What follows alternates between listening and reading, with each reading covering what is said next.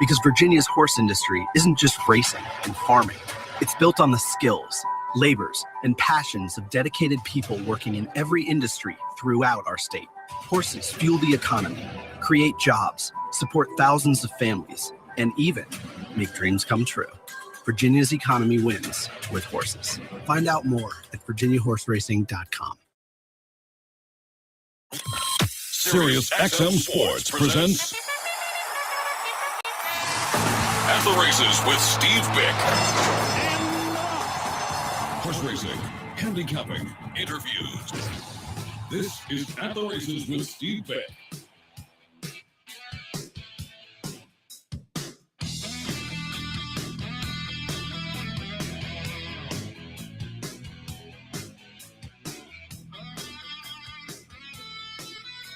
From Rosemary Beach,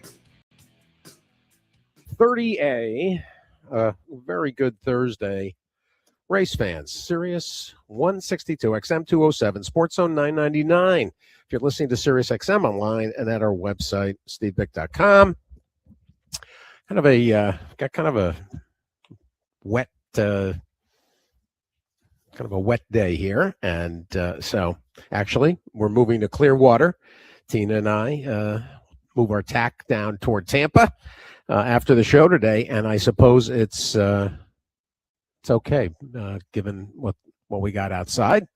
And we'll be at Clearwater through the weekend, and then to Gulfstream for Fountain of Youth Week next week. In the meantime, we got kind of a quiet weekend in racing, and we still have got some recapping to do from the weekend after yesterday's. The way we devoted Wednesday to John Sheriffs, and got to thank everybody. We'll have some residual visits as well. I promised if you're just listening to the replay, you know that Mike Smith is going to join us this morning, top of hour 3. And Mike was traveling yesterday. So we'll, and I'm sure an extra day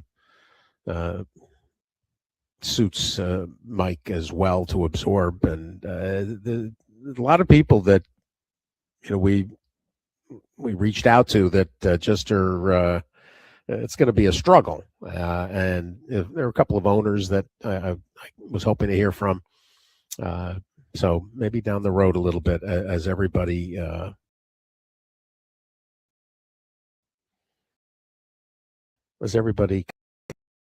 continues to kind of grapple with reality. And I thought yesterday it was, there's a few stories you probably heard yesterday that you've either read or you heard previous anecdotes as well. So thanks to Steve Haskin and Lenny Shulman, Summer Anderson with an E, and Mac McBride. It was good to talk to Mac, and Mac when we were at Del Mar last fall. Mac was it's a rare vet scratch that Breeders' Cup, but it's great to hear that he's back in fine fettle, which is such a funny term. I don't think I have ever seen fine fettle used in regards to any other animal, vegetable, or mineral. Right? It seems like it's totally reserved for horses and horse racing. But it'll be great to see Mac at Churchill. Greg Gilchrist, who we hadn't talked to in ages, and then Brian Beach. So I know because I've been getting some DMs and so forth this morning. People who didn't hear it or only heard, a lot of people hear the first half or the second half, and then the other half, the next day. It's very funny how people consume the show. However you want to listen is, I'm appreciative. And by the way, speaking of DMs, so anyway, Mike Smith, Bob Baffert today, and Bob wants to pay tribute to John as well, and he'll talk about his runners that performed really well last Saturday, winning the sprint and falling, and Nisos falling just short to, inarguably the best horse in the world. I guess until he and Sovereignty match up, and until Sovereignty gets back into a routine, Forever Young's the best horse in the world. And then also in hour 3, of course, Jeff Franklin, and Jeff undoubtedly will pay tribute to John as well. His long career as a jock agent. And we're going to we got 3 races to look at the end of the show. The Battaglia, I promised you that we were going to, when I talked to KK, I promised you we were going to give you the Battaglia on the sheets. So if you've been looking at that, it came yesterday, late afternoon. And then because it is such a light stake schedule this weekend, I actually sent out the late double at Santa Anita. There's an allowance down the hill as the 9th. And then there's a maiden race as the 10th, and it'll be fun. We'll look at those 2, and it's the $5 double. So we'll try to craft $5 double tickets with Crafty. We'll craft with Crafty. It's a crafty episode. Get out your popsicle sticks and your Elmers. And by the way, I started to launch into a quick aside on DMs because. And yesterday obviously was not the day to talk about the restaurant scene around here. This is our first stop ever, and something tells me we'll be back. I over the years, when I've mentioned various stops that we were going to make, Tina and I, get all kinds of, get emails, get texts, get DMs. On all the different platforms, and people will recommend this restaurant. Oh, if you're going to be there, you should try this, and we do actually. I very often take the recommendations,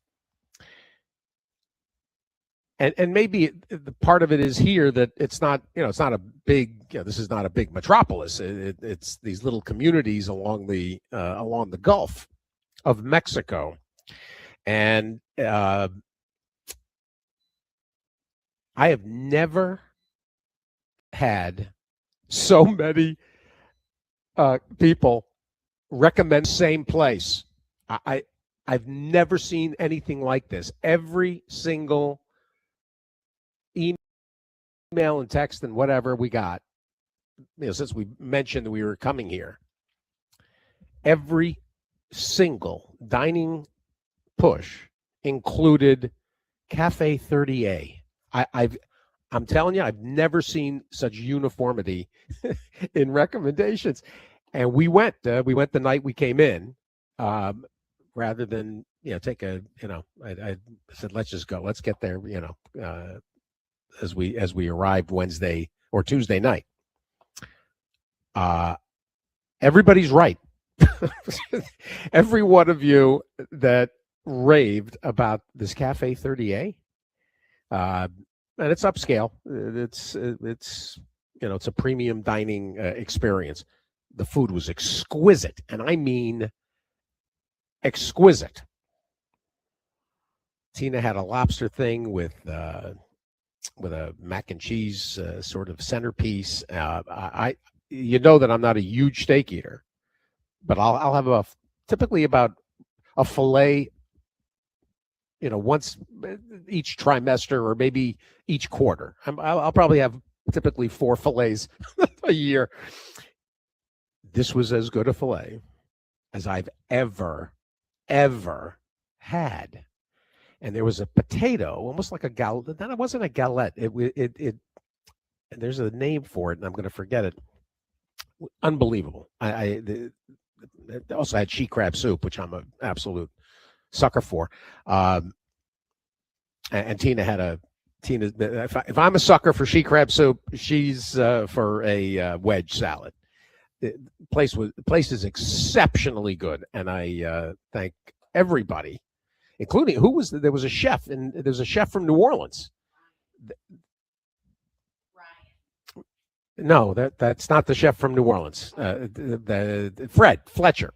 Ryan's an NHC player, and I should really assemble and give out the list. We'll see Ryan at NHC. It occurs to me. I mentioned the sheet crabs yesterday for lunch. We went across the street, this place called Galleon's, and they had their special was Brunswick stew, which I adore, and I make a nice Brunswick stew.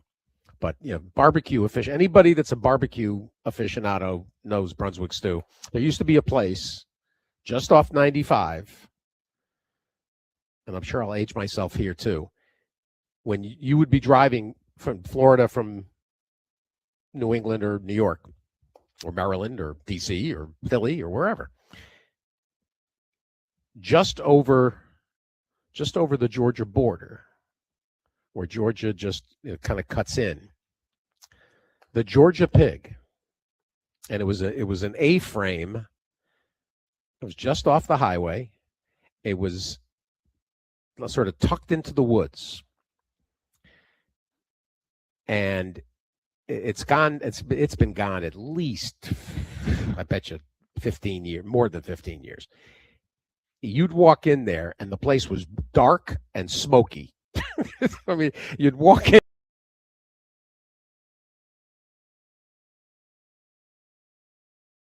to it, and there was a big fire pit in the front. They made a Brunswick stew in there, and you were basically right by Brunswick, Georgia. And the first time I ever went there, and I got the Brunswick stew, and it's in like a cauldron that literally they would swing out from over the fire or adjacent to the fire and scoop out. That was my introduction to it, and I tried to create it myself. Eventually, I found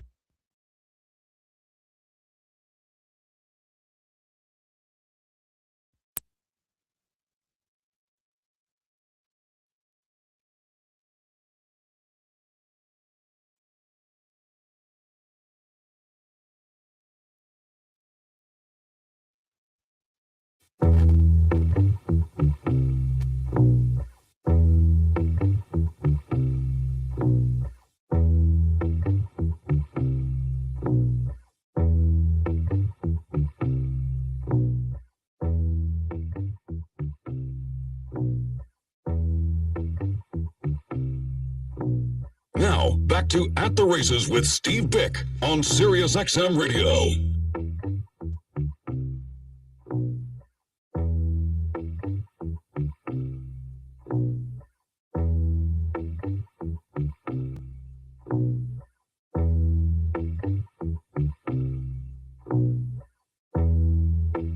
Now, back to At the Races with Steve Byk on Sirius XM Radio.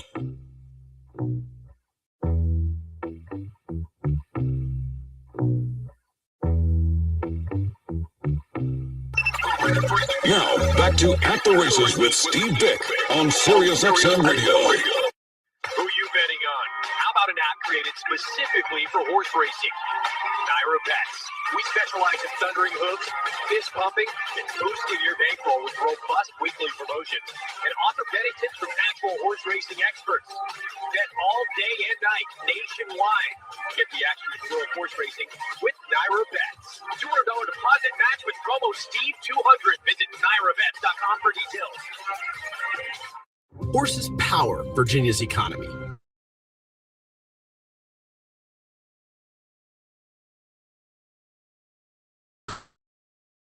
The farriers, the feeders, the athletes, trainers, drivers,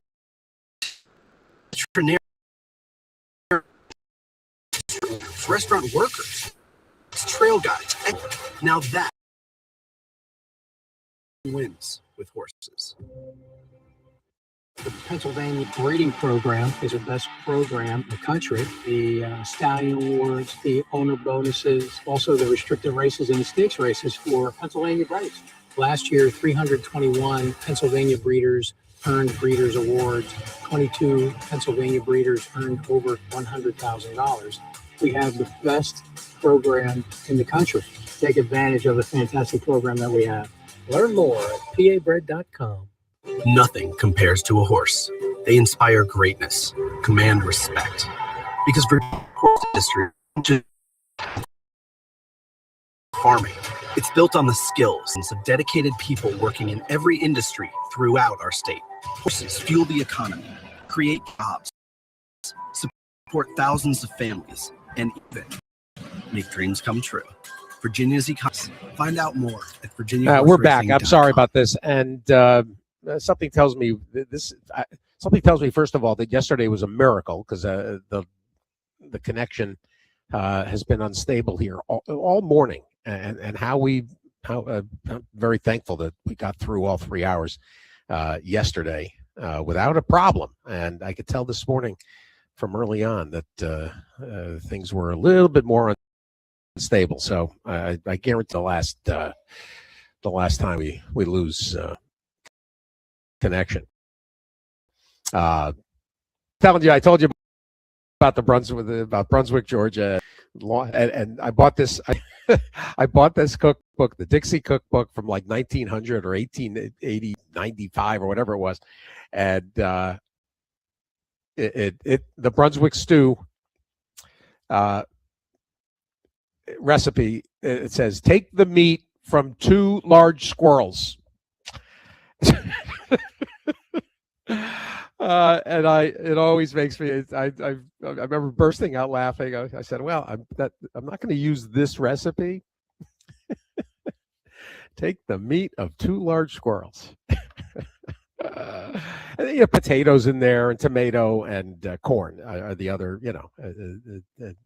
But barbecue meats are the ideal protein of choice. A few more things about this morning, and let's hope that the connection holds, because I've got a nice busy 3 hours. Doug O'Neill, who we misconnected, we couldn't connect with Dougie Monday and Tuesday, so we'll talk to Doug O'Neill, and I'll tell you his winner, Pavlovian, coming out of the Sunland Derby, and actually Express Kid, who ran fine in there. We'll see. We'll see what what's going to be next. 87 buyer for Pavlovian and Express Kid, who just absolutely got nailed on the wire. Edwin Maldonado. So and we owed Doug a call anyway about Princess Mochi. All right. So Doug O'Neill. Lisa Lazarus is going to join us at 10:30, and I put feelers out to both parties in regards to this situation, these loggerheads going on between HISA and Churchill Downs. Churchill can't, because of litigation, they really can't comment, and I understand that. Lisa Lazarus will explain how things got to this point where HISA is really kind of demanding that Churchill pay something. and basically, if it's not the full assessment, then the assessment that Churchill derived in 2024, perhaps, and this will get worked out, undoubtedly, but it's a chaotic public spectacle that just kind of it really is injurious to to the game's continuity.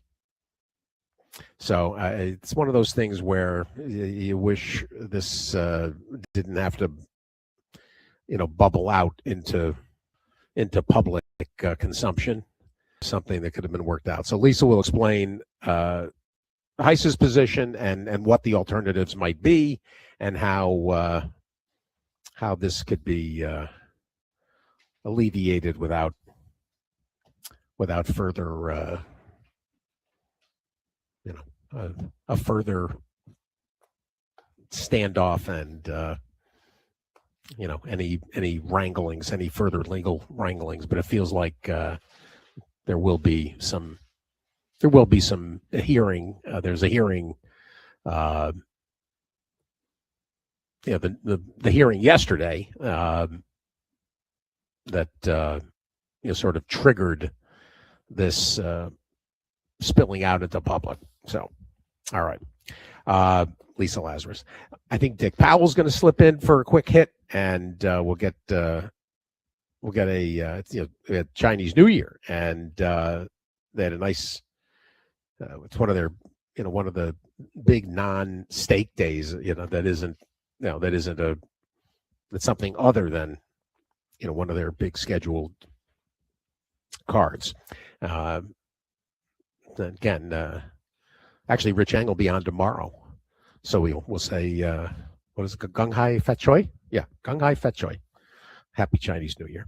But Dick will give us some HK, and Sid is going to join us at the bottom of the hour. We got a lot to catch up on.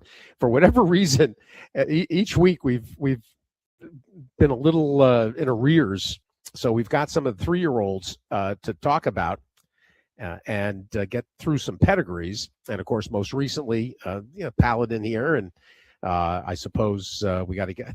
I don't think we talked nearly, right? We didn't get nearly. Renegade, talk to me, Jimmy, even the Rudy's winner as well of the Withers. So lots to do with Sid. Just a couple of minutes here till he joins us. Is that everything? Yeah, Doug O'Neill, Dick, Lisa, and yeah, that's the lineup. Yeah, I get the sense I'm missing somebody, but I don't think I am. Mike Smith, Baffert, and Crafty. All right, there you go. There's our show for today. The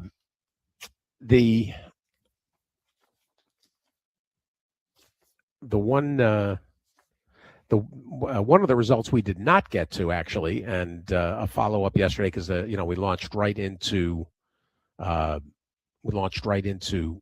the tribute to John, going back to Fairgrounds on Fat Tuesday, and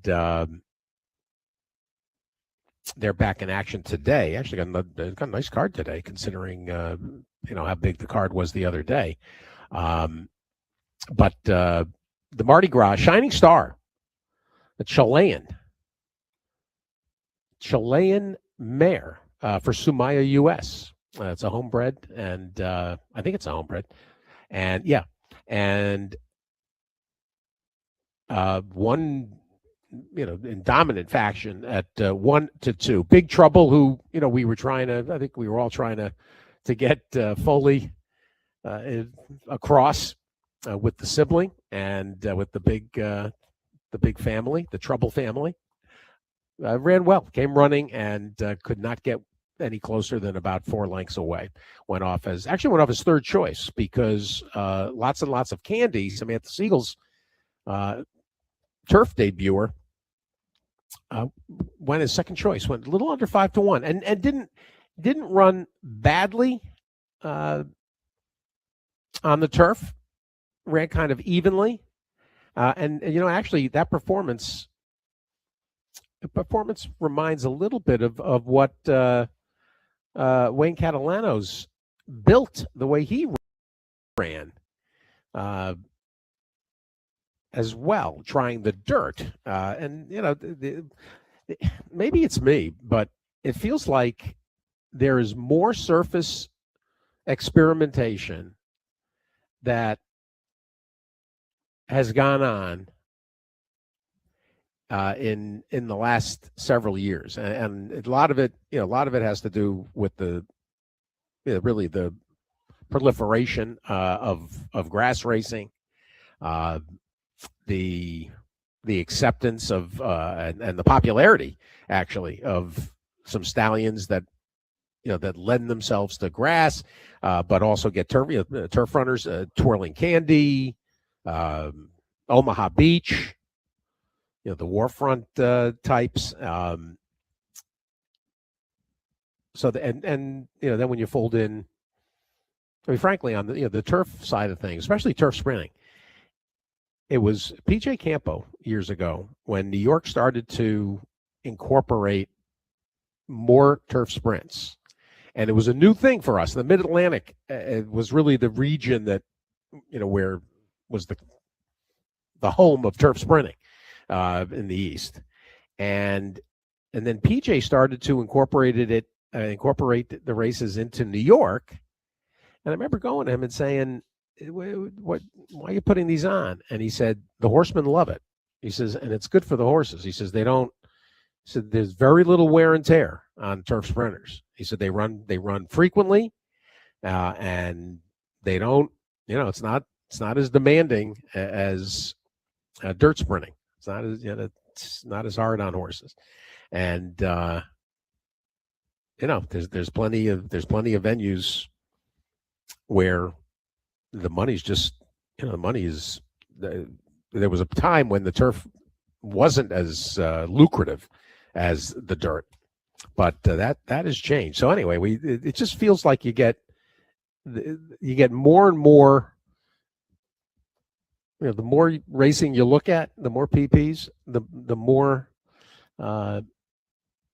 you have to make decisions about horses switching surfaces. And listen, it's a betting opportunity. There's some that you look at that are prime plays because they have a real potential to move up on the grass, and then there's the ones that that are going to get bet that may be plays against. So just an aside. Shining star for Brad Cox and Jose Ortiz, who is put some real distance between himself and the rest of the riding colony at Fairgrounds. So a couple of other, we'll save that for later. We're the two 3-year-old preps we'll do more of tomorrow, the Cincinnati Trophy for the girls, and then the Battaglia. We'll talk about the Battaglia today. I said with Crafty, and yeah, all right. Well, let's get let's get Sid in here. We got a lot to cover with him, and we'll get going. Don't need to slate on anything else that just and yeah, let me confirm the Lisa Lazarus visit is good to go. All right. Yeah,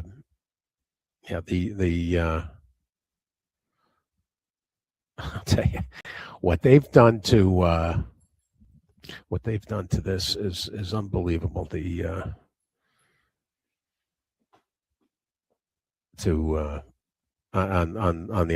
iPhones, they've added so many steps to the simplest things that they've made more involved. It's incredible. And yeah, it really came home to roost yesterday because there were a number of phone numbers that I had to send Brian for the first time that he hadn't called before, and it's just crazy what they've done to this thing. Sid Fernando joins us, and Sid, good morning. Good morning, Steve. How are you? I'm all right. I'll give you a chance to laud Francis Karen's wonderful appreciation of John at your Substack. Yeah, super piece, and you pointed out two very good pieces. Her piece and Jay Hubby's piece were excellent pieces. Really captured, John's essence, really. And Francis really got to know John back in 2009, and they've had a very kind of lovely relationship when they see each other. When he would come to Kentucky and stuff. I know that John's wife Dottie really appreciated that, and it was so good. And I know Frances was it was tough for her to write it. It was a shock to her. And we do a column every Monday. So I said, look, if you can't do it, I'll do something. But no, she insisted on it, did it, and thank you for putting it out there. But it was an excellent piece. I think one of the elements that came out yesterday with the 10 guests was how John had a unique ability to connect with any kind of any and every kind of person, and I think part of that was captured even by like Greg Gilchrist saying John driving around in a VW in a 60s era VW van, and sort of the hippie nature of John and people around him. That's a real good point. Not only people, but I think animals, horses, obviously. Yeah. And that's in fact what I was telling Francis was I've always admired him for the individual approach he has with his horses, because I take that same approach with dogs too. And so it resonated with me. And in fact, I had sent Dottie a text when I heard about it. I didn't know John, but what I did tell her in the text, and she appreciated it, was that there's very few people that you can admire from afar in this game. And I just wanted her to know that he's one of them for me. And very honestly, I've always just like, wow, his individual approach to every horse, that's incredible communication. As a craft, it's incredible craftsmanship.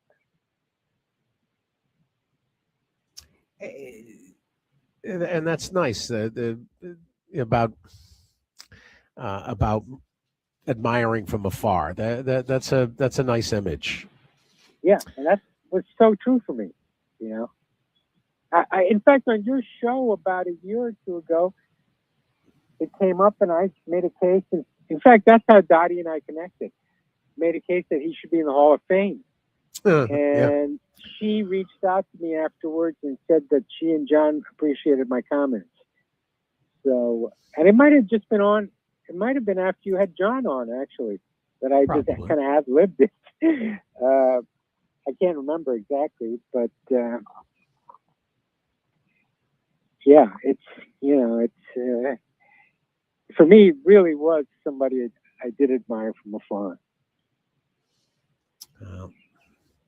We'll get a few more. I'm sure even through tomorrow too. We'll have more appreciations. Mike Smith and Bob Baffert in hour 3 today, and for Mike, it's got to be.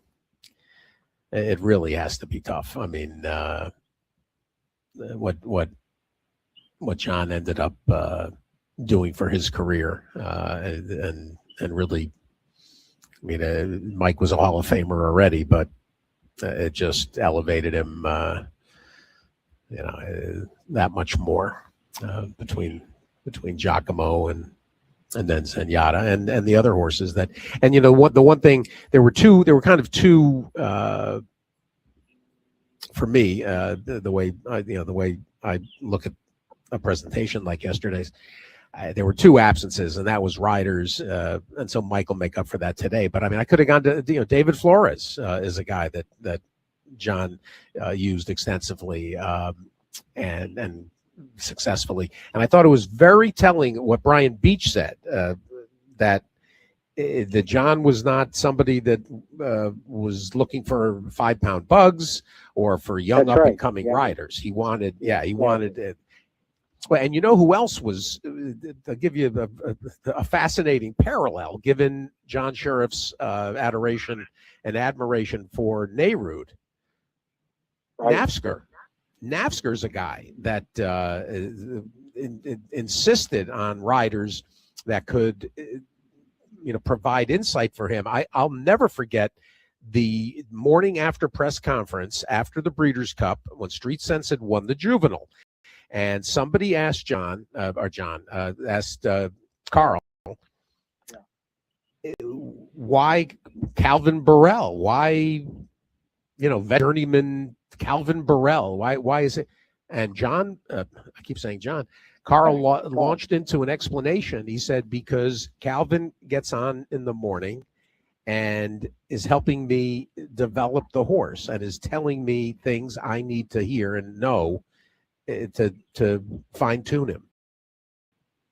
And that was the first time I sort of acknowledged that Calvin Burrell was more than just, basically, basically a well, yeah, and the caricaturist. Oh my gosh. Calvin, because Calvin is in the flesh, is sort of a caricature. I mean, right. And that was really the first time I said, well, all right, Calvin Burrell. And next thing you know, he wins 3 and wheels them all. Works his way. Yeah. So and the other absence, I reached for some owners, and I think they're a little bereft. The owner candidates to visit. So, some more on John later this morning. Sid Fernando with us, Sire Watch Pedigree Focus, brought to you by Hill and Dale. I want to talk about Paladin, but I have to mention, Sid, that the one thing I have not noticed post Risen Star is that there was a French-bred Paladin who was a son of Risen Star. Wow, that's I can't recall that one. And a gelding foaled in 1995, and there's really no record, but he's on the list of when you go to Pedigree Query. Right. He's on that. And Paladin, Paladin, yeah. Right? And Paladin has been a very popular name. I had no idea. I mean, it's an extensive name. It's been used over and over again. But Risen Star himself, who, didn't have a particularly notable career as a stallion. He got a few. Every stallion gets at least one good horse, right? That's that's what they say. But that did catch my eye. I thought people would get a kick out of it. And this is obviously a major player as we go forward. And that was a very good way. Speaking of Street Sense, that was a very good way for Paladin to kick off his 3-year-old campaign. Yeah, and I mean, he kicked it off where he left off. And it's really about 2 horses, because Renegade, Frank, got formed by winning Sam F. Davis in very good style. Renegade and Paladin were 1-2 in the Remsen, and in the race before the Remsen, it was the 2 of them again at the finish, with Paladin winning on the DQ, wasn't it? Yeah. The maiden before the Remsen, Paladin beat Renegade by a head, or it was a head separated them. Then they hooked up in the Remsen, and now Renegade has won the Sam F. Davis. Paladin has won this race. So that Remsen form is actually looking pretty damn good. And both these colts, both these colts, I think on the East Coast are, really at the top of the thing. It's amazing. Also, it's the Summer Wind, of course, Paladin, and Paladin Airline basically has it's first off. Let's just talk about the sire, Gunrunner, Broodmare sire, Tappet, Great Nick, Gunrunner, Tappet, obviously, right? But it's a female line that's really intriguing here because Summerwind, Jane Lyons, has had several generations of it, and prior to that, it was all Darby Dan. So it goes back to Golden Trail, Andover Way. This is Dynaformer's family, all those good Robertos from Darby Dan. It's a great classic family, and I mean he's got a terrific pedigree, and of course Coolmore and Brandt and that whole partnership, and Summer Wind has stayed in on this particular one. But Chad Brown, they've retired Sierra Leone, a son of Gunrunner, and the same group, plus now Jane Lyons, are part of Paladin with Chad Brown on the classic trail again. They also, by the way, have Canaletto and the Into Mischief that was bred by Bob Lothenbach that we did the mating for. So they're pretty strong. Paladin was a 1.9 million yearling, and I think can't recall off the top of my head about Canaletto, but I believe he was a $1 million yearling. So these high price purchases for the Coolmore, Brandt, Brooks Smith group that raced Sierra Leone is really starting to pay off. It's all these stallion groups, right? You got the Avengers with Bob Baffert. You've got the Coolmore group and Peter Brandt here. You've got, the Liz Crow group, I guess. You get various different groups, but this group is, turning it up a notch right now. Well, and Jane Lyons, Summer Wind. I mean, Jane's protracted run of success is just unbelievable at this point. Yeah. Of course, she bred Flightline as well. Exactly, and if you look at the architecture, quote unquote architecture of her breeding constructs, Flightline, for example, goes back to the Phipps mare, Blighty. This mare goes back to Golden Trails, Darby Dan. So what she's done is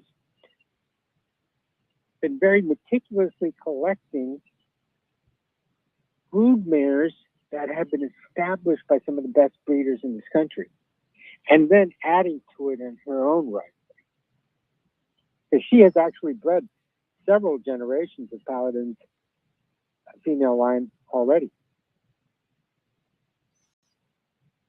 And basically, finding something we talk about, Sid, and we've talked about for years, because whenever we march through the Crown Trail and head toward the Spring Classics, and we look at these pedigree, invariably the same premier breeding families' names come up, and it's really remarkable. And there's a very distinct group of breeders that are assembling. Mandy Pope, for instance. I mean, she's going after collector's items on a regular basis. But Jane has done it slightly differently, right? Because she's not afraid to buy a 12-year-old mare, a 13-year-old mare, and it seems like it seems that Mandy Pope goes for a younger, the premier potential broodmare prospects that are coming off the racetrack. Well, like I said, I think Jane Lyons actually spends more time analyzing the families that these horses are coming from. Right. Whereas Mandy might be getting the marquee stars at the time that are collector's items itself for quite a bit of money. But might not have that same type of, you know, female lines to them. They might just be more racehorses, whereas Jane Lyons is buying proven families. I think that's a big difference. There's one thing I want you to touch on in here, Sid, that I'm noticing about Paladin as well. And that, the dam, Secret Sigh, you mentioned the Tappet and the Winchell situation with Gunrunner over Tappet mares. But talk about Nijinsky. This Secret Sigh is 4x4 inbred to Nijinsky through Ruby Slippers, the dam of Tap Your Heels, the dam of Tappet, and also through our Tina Marie. Look at this, 78, daughter of Nijinsky, who got Misty Hour, and then got then with Hennessy, Misty Hour got India, who then got Secret Sigh with Tappet. The Nijinsky presence in here it feels like an important note. Well, I mean, it's Nijinsky is sire of Tappet's second dam, Ruby Slippers. And, there's inbreeding here, obviously.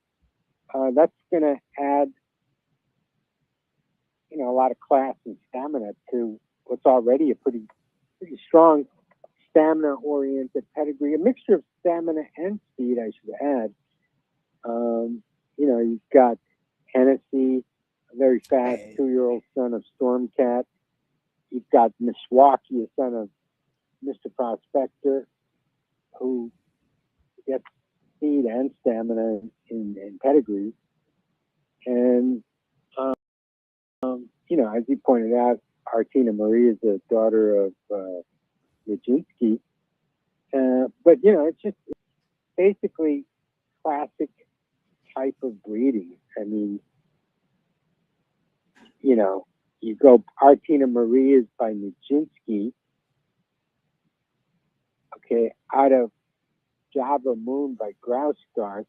I mean, that's just a classic John Galbraith type of breeding. And Java Moon is by Graustark out of Golden Trail. And Golden Trail is the second or third dam of Dynaformer. Again, this line that's been developed, in this case by Darby Dan, John Galbraith. There's only 2 breeders as far back as going back to Golden Trail. All this line, okay? And that's just Summer Wind, what Jane Lyons has been doing recently. And like I said earlier, off on what John had done, and Darby Dan had, with John Phillips too, his grandson, since. So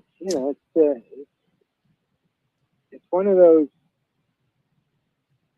It's just such a classic type of breeding.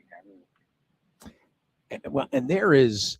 I brought up the Nijinsky, but I'm also going to note the presence of Hawaii in this pedigree as well. You mentioned Hennessy, right? And Hennessy's dam was by Hawaii. So there's all kinds of turf stamina built into this pedigree. And then you point out the speed inflections. I mean, this is a horse that's going to just keep the mile. Well, he's not going to run in the Louisiana Derby, the mile and 3/16, but he's going to do another mile and an eighth turn in the Bluegrass. But this is a horse that is absolutely designed to excel at 10 furlongs. Yeah, that's let's face it. The Remsen, which he won, is the longest race for 2-year-olds. Graded race for 2-year-old colts in North America, in the United States, I should say, and he won that race. Okay, so that pedigree is what suited him for it. Not too many 2-year-olds are winning 9 furlong graded stakes races. That's been one of the problems with the Remsen is that 2-year-olds win at this long distance, and then when they come back at 3, they have to cut back in distance usually, and it's not a good situation for them. But Chad Brown is a master of training these horses, and he's had Sierra Leone, another gun runner. He knows how to. He's adding a lot of expertise in the handling of his colt, as he did with Sierra Leone as well. And what can you say? I mean, if you look at the horse that he beat, Renegade, which we talked about, Into Mischief, out of a curling mare. Okay. Again, Into Mischief we've seen is the sire of Dreams, and he can do that when he gets a bad curl into it. In fact, that weekend he had 2 winners out of curling mares, Renegade and the one on the coast.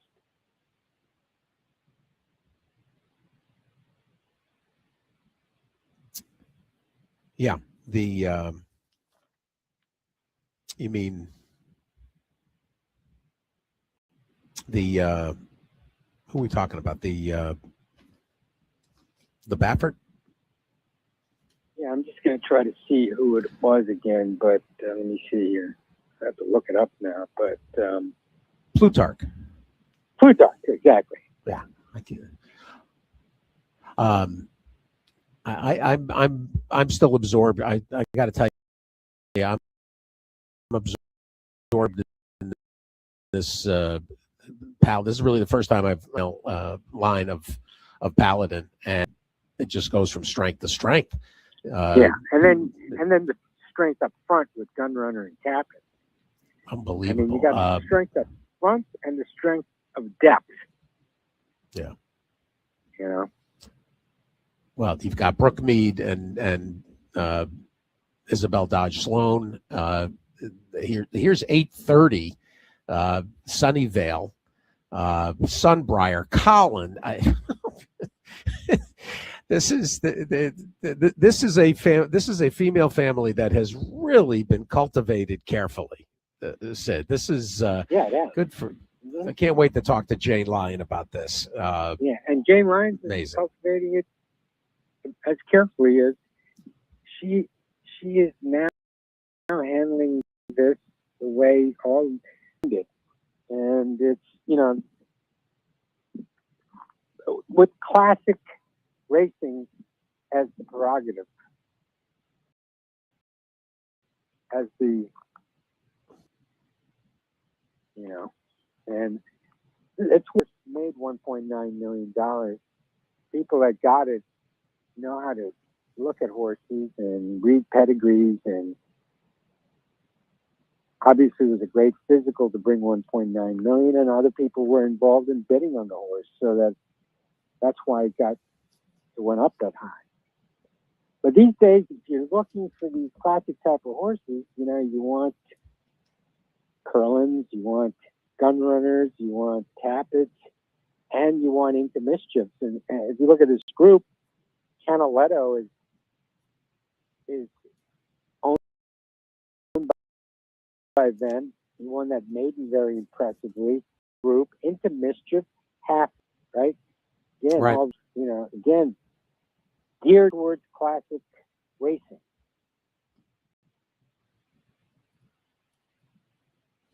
I was gonna. I absolutely wanted to have you get to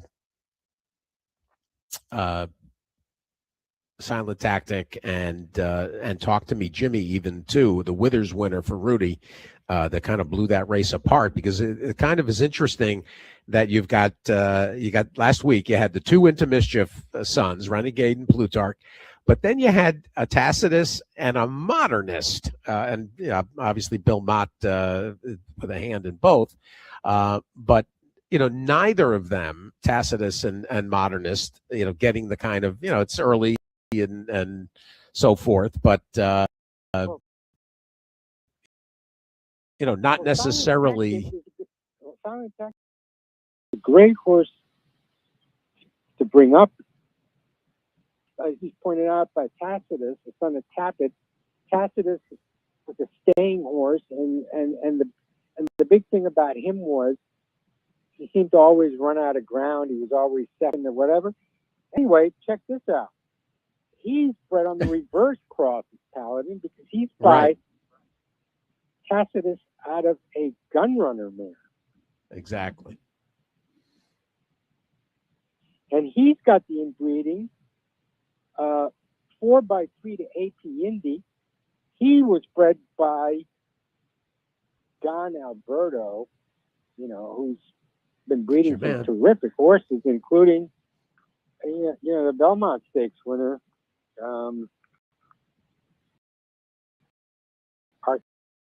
Arcangelo. There's other similarities too, and other notes. You got Nijinsky there. You got Mr. Prospector. Sire of the second dam. Yep. Yeah, a lot of the same elements. And of course, that family,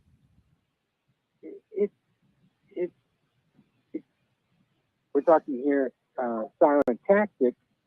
It goes back to the mare Macumba, the third dam, that's of course Malibu Moon, the dam of Malibu Moon, who sired a Derby winner in Orv.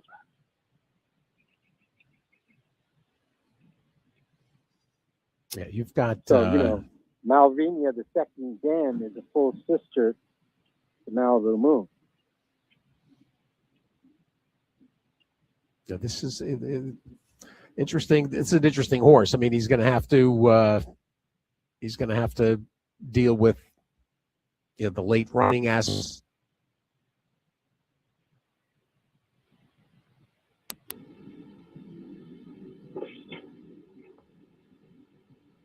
Are you there?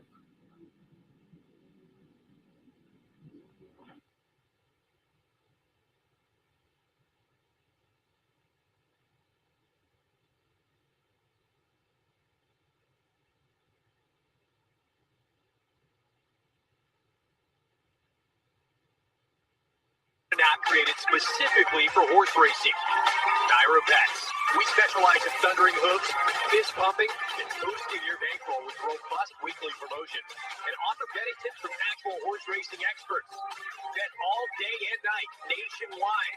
Get the action and thrill of horse racing with Naira Bets. $200 deposit match with promo Steve200. Visit nairabets.com for details. Horses power Virginia's economy, creating over 38,000 good, fulfilling jobs every year. Think about the farmers, the farriers, the feeders, the athletes, trainers, drivers, and jockeys, caretakers and landscapers, investors and interns, veterinarians. We're back. Sorry about that. Sorry, Sid. I think Sid, we lost Sid. Yeah, Steve, I think there he is. Sorry. Lost you. Yeah. Yeah, for some reason got very lucky yesterday. The signal today, for whatever reason, is unstable. I was talking about what Mark Cassie's been able to do for owners like Jack Oxley and Tracy Farmer. Yeah, and in fact, Tracy Farmer's search party, that's one of our matings as well. Again, a gun runner.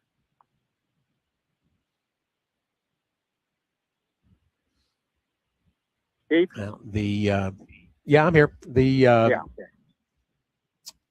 The other winner from last week. Let's slip in real quick. The Modernist, and this would be a big. Granted, the Withers isn't graded right now, but this could be a nice. This could be a nice boost for Modernist. Talk to me, Jimmy. Oh yeah, it's a big boost for Modernist. More important than Uncle Mo, Uncle Mo is, what's that horse name, the Modern? Out of a trippy mare, of all things. This is a very different, this is a very different pedigree. there's some names we all that often. Well, what's interesting with this horse is that, it's giving Uncle Mo yet another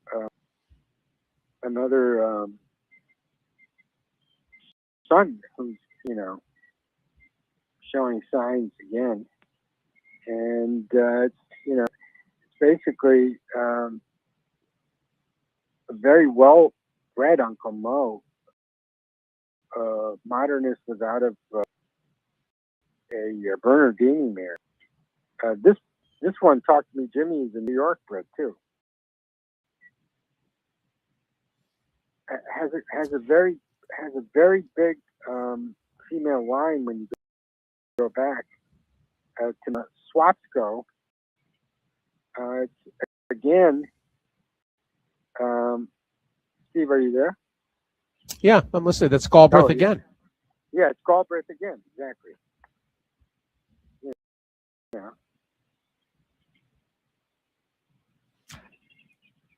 And I'm just looking at some of her get. The thing that caught my eye, and that you've talked about plenty, the inbreeding here, Weekend Surprises presence through both honor grades, sire of the second dam, and then of course through AP Indy as the sire of Bernardini. So inbred to Weekend Surprise, top and bottom, through a male and female. Yeah.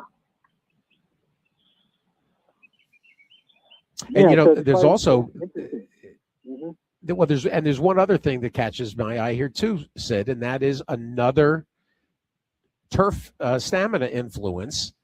In this case, Chris S's presence as the dam of Sweet Life, who got she produced Symbolic Gesture, Modernist Dam. So you've got the turf is stamina. Yeah, that's right. Dance Spell in Reality, Northern Dancer down there. Actually, that second dam on the female side, Prairie View. She's 3x3 with Northern Dancer through Stormbird and Danzig. So something of an intense inbreeding. Honor Grade's not a name you see that often, Sid. No, it's not. It was. By the way, all of this can tie back in to. We mentioned the Galbraith so much in this thing. A lot of these pedigrees we're talking about. We haven't mentioned that Modernist stands at Derby Dam. That's right. So it comes full circle. Yeah. That's the beauty of these conversations. They all come full. At some point or another, they all come full circle. Yeah. At some point or another, we're going to get there. Yeah, exactly. Sire Watch Pedigree Focus brought to you by Hill and Dale. And Sid, I think that catches us up. We, for whatever reason, the last few weeks, we caught it up quite well. we fell behind in our obligation. It's actually stand for potential clients that we're now a week into Khmers are getting covered. The stallion barns are open. We're in good shape. Our work has been done, and so we're able to request as they come in, because obviously our first priority is to our retained clients, and now we're able to take people as they come in. It's a nice season so far for us, because we've got for Canaletto, as mentioned, on the Classics Trail, bred for the late Bob Lothenbach. We've got for Tracy Farmer on the Oaks Trail. We've got Search Party. For the West, we've got Prom Queen on the Oaks Trail. Very impressive maiden winner, as well as Rancho Santa Fe for the Colts. He ran fourth in that stake and should appreciate distance. For Outlaws, we've got On Time Girl, who won the race at Gulfstream Stakes, Oaks Potential. One of our new clients, EGL1, a best of sale recommendation. 2 Bits won the Ruthless. Maria Green as the trainer. Talk to her. I'm happy to say a lot of our clients are reaping the benefits. And you always want that, right? Because if they're not, you don't have any business. Well, and exactly, and to also note something that that John Sikora talks about all the time, and you use the term au courant. You have to be, you got to be light on your feet. You can't be married to yesterday's trends. Exactly. You've got to be current. And you got to look around. You got to be able to look around corners and see, see what's coming next. The next, not this time, and so forth. So, Sid's been doing it a long time. Gratifying for us because we did that mating for the Outlaws as we did Liam's map for them, and Liam's map, of course, was the sire of Napoleon Solo. So, to say we are staying current. Sid Fernando, everybody, and Francis Karen, and Roger, and everybody at Work Thoroughbred Consultants, workhorse.com. Sid, thanks for this. We'll talk to you next week. It'll be Fountain of Youth Week. You got it. Have a good one. I appreciate it. Sid Fernando. Doug O'Neill standing by, and we've been chasing Doug all week. Sorry. No, it's fine. Don't be ridiculous. Never a problem. You guys have got bigger concerns. I'll talk about a pedigree thing in a minute with you. Your name came up, and we were all laughing that there was a horse that we were looking at a horse at Fairgrounds the other day, and your thumbprints were all over it. It was it was a Golden Sense. No, it was something. A golden. What was it? It was a golden. It might be actually coming up at. Might be a horse coming up at Turfway Saturday, but I think it was Golden Sense out of. It was, out of a Pavel mare, or something like that. It was all these great owners that have had good horses, and then they keep them around and they breed them, and it is amazing enough to train an offspring of one that you train the sire and dam. It's pretty cool. Well, it speaks to longevity, and you don't win 3,000 races by accident. Doug, before we launch into speaking of Pavlovian and the win at Sunland, and also Princess Moche, you trained alongside and against John Sheriffs for really your whole career. Some thoughts about John? I mean, he was just he was such a unique guy. Now I wish I would have talked to him more. He's one of those, I see him all the time, and he was kind of always higher up. To me, I always looked up to him, and never got a chance to talk to him a lot. But as I say that, God, I was lucky enough to get invited. Got Frank Lyons, Brian Lynch, Jack Van Berg, Jimmy the Hat, and John Sheriffs would meet once a week at this Mexican food place in Santa Monica and have margaritas and just sit there and tell stories. Probably a lot of them were lies, but just amazing stories that should have been filmed, some of the stuff. And And just seeing John in that environment, he was much more talkative and funny, and just his amazing life from being a Marine, to all the jobs he had on the track, to then taking on his own training job.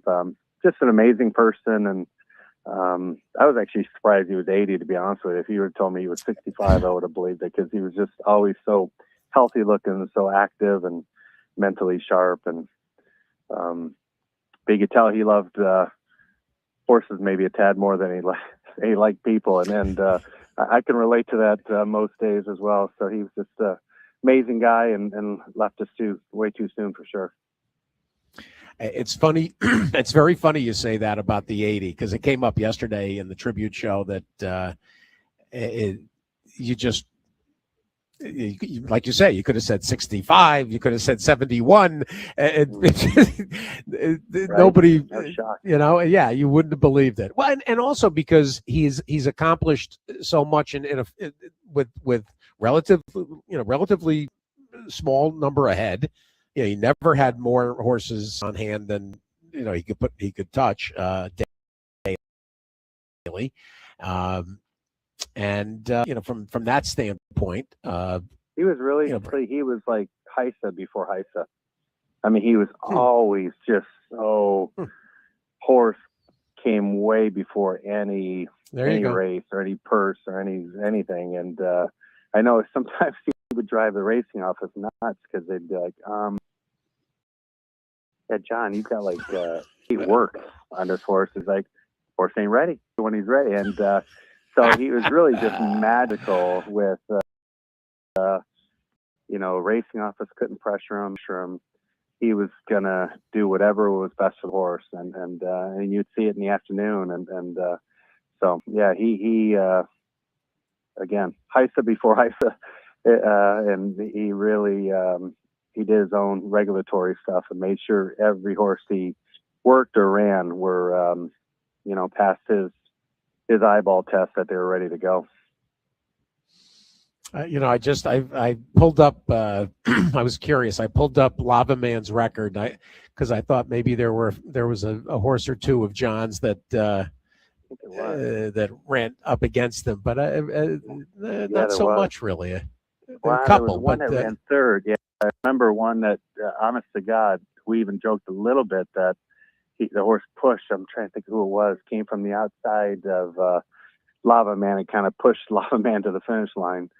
Oh God, my memory's so bad. But I want to stay in the Hollywood Gold Cup. But yeah, he amazing guy, and really somebody that you're proud to be a trainer when you're walking alongside guys like him, because he just he was the old cliche. He was playing chess when a lot of us playing checkers. He really well thought out man. Giacomo was third to him, with brother Derek in between in the Goodwood in 06. Maybe that's what it was. Yeah, that's probably. I just remember it was that pressure of that sheriff's horse that kind of pushed Lava Man forward. So, yeah, good stuff. The horse that I was thinking of, that I thought for a second, the reason I looked it up, but actually it was Borrego that was a bit of a spoiler against Lava Man a few times. Yeah. Those are good times, Steve. Good horses, good races, and I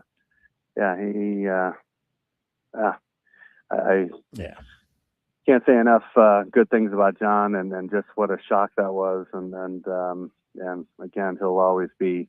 Sorry, we got one kicking over here.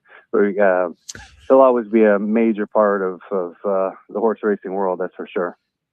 But undoubtedly, Doug, let's catch up on some wins, and the Sunland Derby's trying to kind of re-engage itself, and this race, the Pavlovian and Express Kid, I mean, they've separated themselves from the rest of this field, and number came back 87 buyer, but it feels like the two of them are are going to advance from this.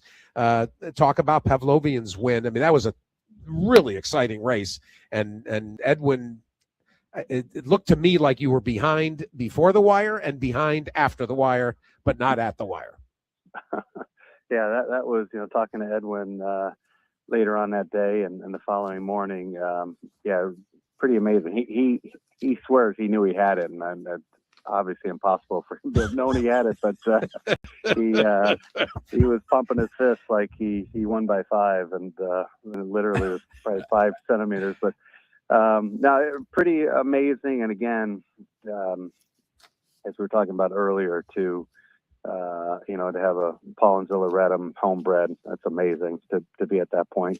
And all the hard work, Casey and all the people at the farm, and John Brocklebank and his crew who broke him. And yeah, he's a big, good-looking son of Pavel, and he's a lot like his father, because his father was pretty stubborn, and took us a while to kind of get him going the right way. And it feels like that with Pavlovian too. And I'll tell you that whether he's good enough, not sure, but stamina, he's like an A+.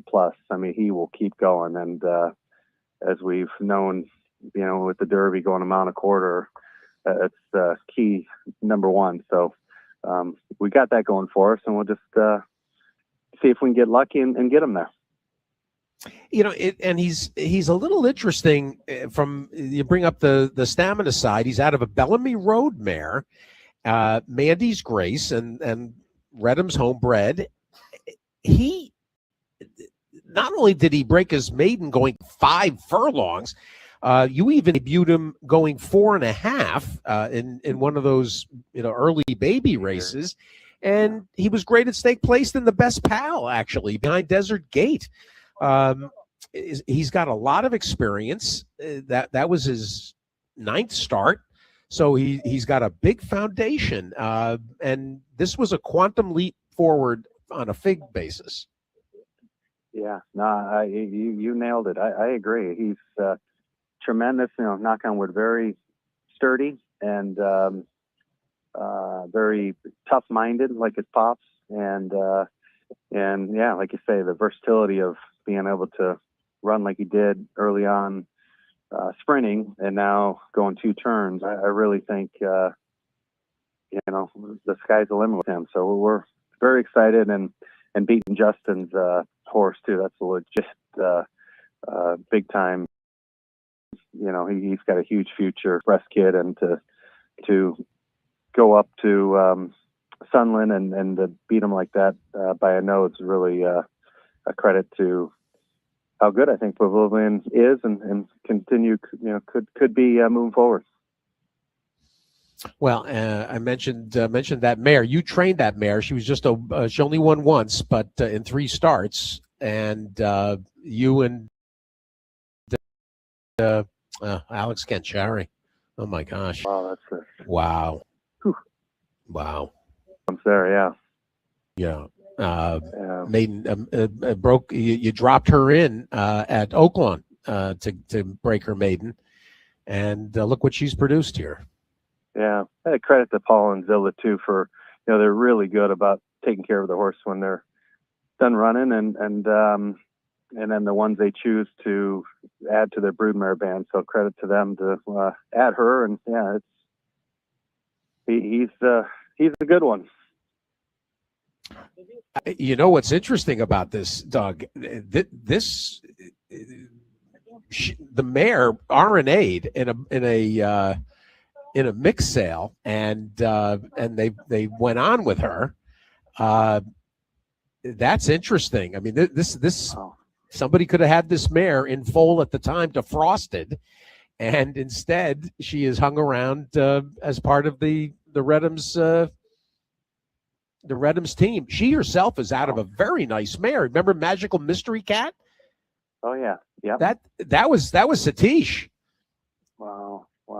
That was Satish, Magical Mystery. Sure, yep. And Joe Irricane with Lucas. Wow.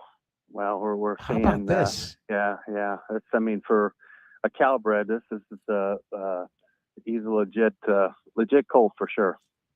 Very nice. All right, where are you going to go? Have you thought yet about a follow-up? Not really. No, I talked to Paul for about half an hour after the race, and it was just such a flashback because we haven't had a whole lot of amazing things to talk about lately, and so we kind of got caught up with bridging the gap of the last good one to Pavlovian. So just a great conversation, and we kind of left it at get him back to California, which he got back in last night. He looks fantastic, and just going to kind of put our heads together once we get the tack back on him, get him back training, and just see. That's sometimes that van ride going to Sunland and back can be a little sneaky, can bite you a little bit. So we'll just kind of maybe wait a week or so, nominate him to a lot of races, and just see what makes the most sense. But he came out of it in good shape. That's we checked that box. So we'll see what how he is when we get him back on the track here in the next couple of days. Very good, and of course with the kind of racing that he's already done, you probably could get away with just one start yet, if that and if it want to go that route, the next would be his 10th start. So he's got plenty of mileage. Yeah, you have to be happy. One thing I didn't ask you about was putting the blinkers on, and how might have moved him forward. I gotta credit the crew, Leandro and Sabas Rivera, to him. I much would rather run horse without him, but he just leaves the gate better with him, and it's one of those you wish you could have him on till about the 3/8 full and then take him off. Unfortunately, he can't do that. But it definitely seems like he doesn't have the biggest blinkers in the world, but they're just enough to get him to leave the gates in good shape and in a good position. Credit to Edwin too. Edwin, wow, the whole game plan was to lay back 3rd, 4th, 5th, something like that, and then try to make a good little stretch run. And he broke so good, and Edwin had that split-second decision to, God, do I sit on him and let him drop back, or do I maintain this position? And thank God he chose to maintain that position. And then he said he had a horse come out on the outside of him around the bend that really made him, the Pavlovian, kind of engage again, and that really helped get that fight going that he needed, every bit of it, to get by Express Kids. For sure. Well, you had a very eclectic week or two and weekend. I should ask you about your thoughts about your two runners that went to Saudi. Yeah, disappointed. They're both training really, really well here, and acknowledge me, please, of Jamie Buss and Mark Davis. Really nice Bucaro 3-year-old. Yeah, just didn't have the most comfortable of journeys around there, and they're both due back here.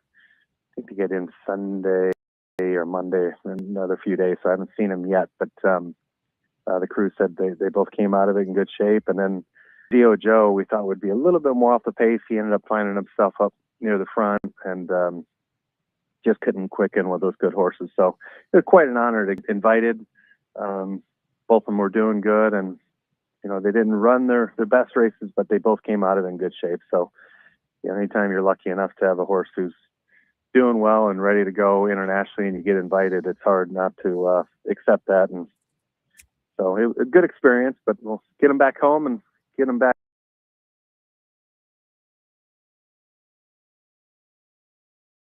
You got a maiden breaker,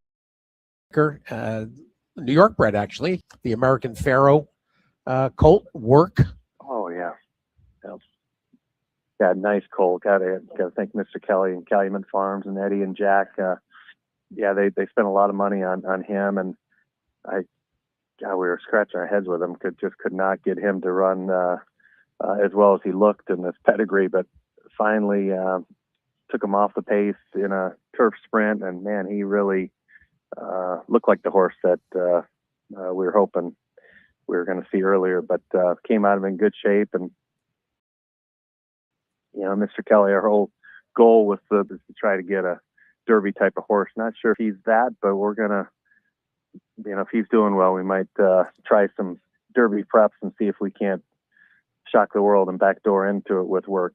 He definitely has the look and the pedigree and the owner, and so he checks a lot of good boxes. Now we just got to see if he can do it in one of those Derby preps. So we'll play that by ear. I also reached out and was going to, so this worked out just as well with Pavlovian's win. Princess Mochi, week before last. Yeah, she's just, she came over, she's just an average size filly, but she just has that, I almost think of that, was it Tanner, the second baseman on the Bad News Bears, that just wanted to punch you all the time. She's got the toughest personality that, if a fight broke out, you'd want Princess Mocha with you. She's just tough as nails. And Robert, her owner, has just been awesome and gave us a great opportunity with her. And I think it's the first horse I've ever trained from Peru, so I didn't know much. But man, they come over here with a tremendous foundation. They're tough cookies over there, and we see it in her on a daily basis. So just a great addition to the barn, and she's again average size, but man, what a warrior. What do you got in mind going forward? I think there's something at the end of the month here, going a mile on the turf.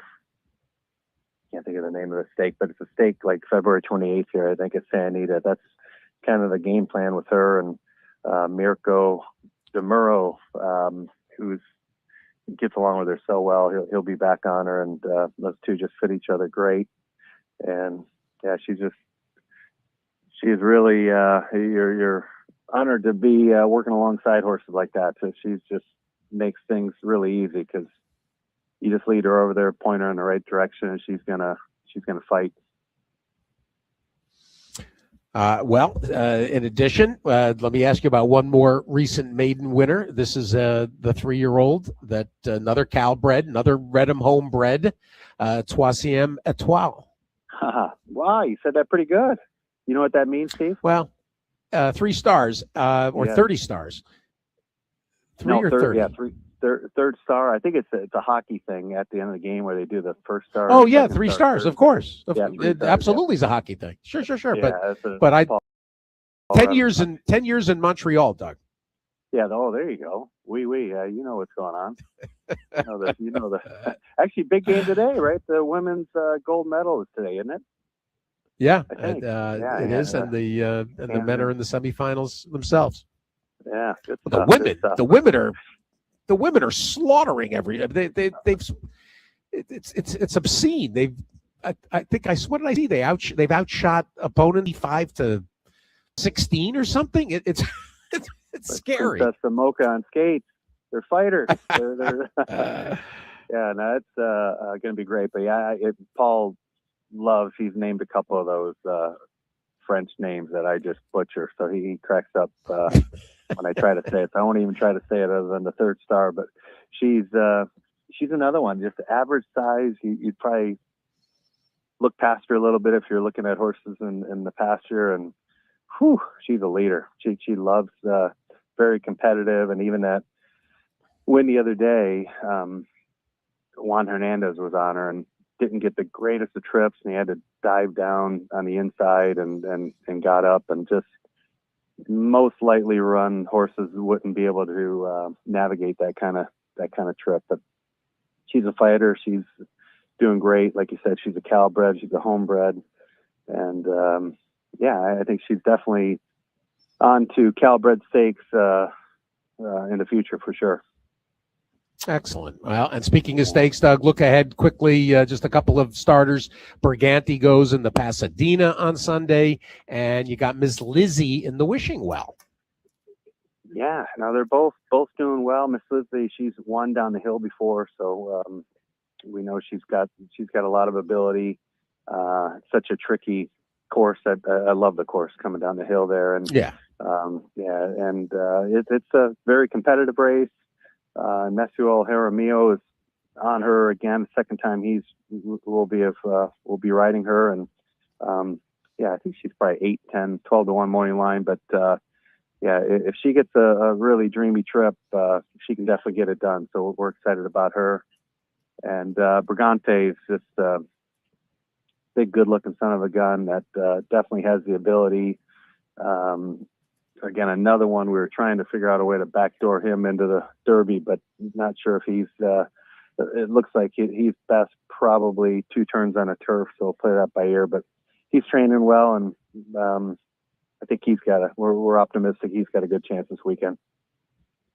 Doug, as it happens, crafty Jeff Franklin is going to be on at the end of the show with our Thoroughgraph segment, and you figure into our conversation because you've got Crazy Cavalier in the 9th race, which we're going to look at down the hill, and then you've got Shane's the Brain and Channel Place in the nightcap, which we're going to use. You got any insights on those starters Saturday?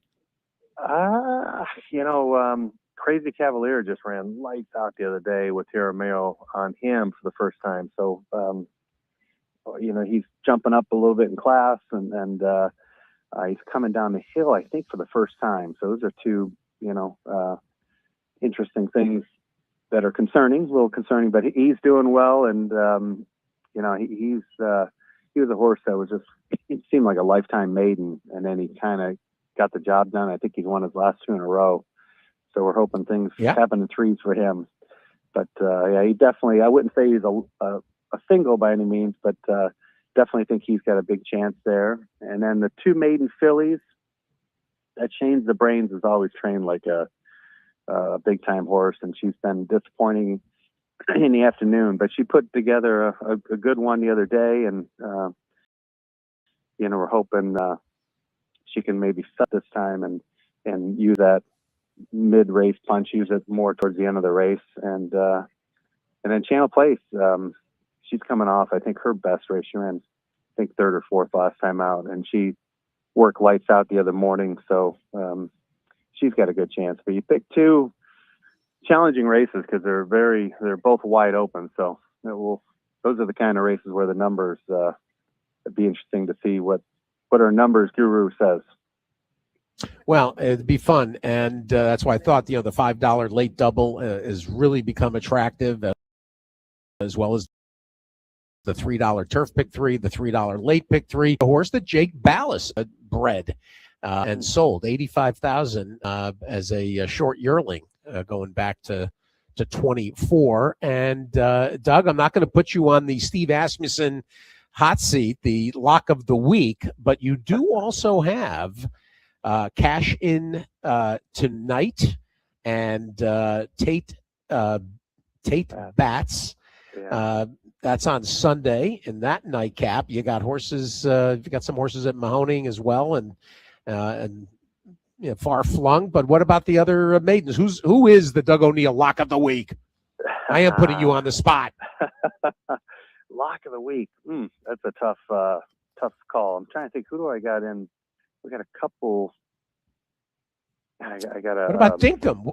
You got Dinkum in the first on Sunday. Honest to God, yeah, I do like him. I'm going to do a little leg stretch, a little lung opener with him here in a few minutes. I'm going to take him over and go a little 3/8 with him. But I do like him.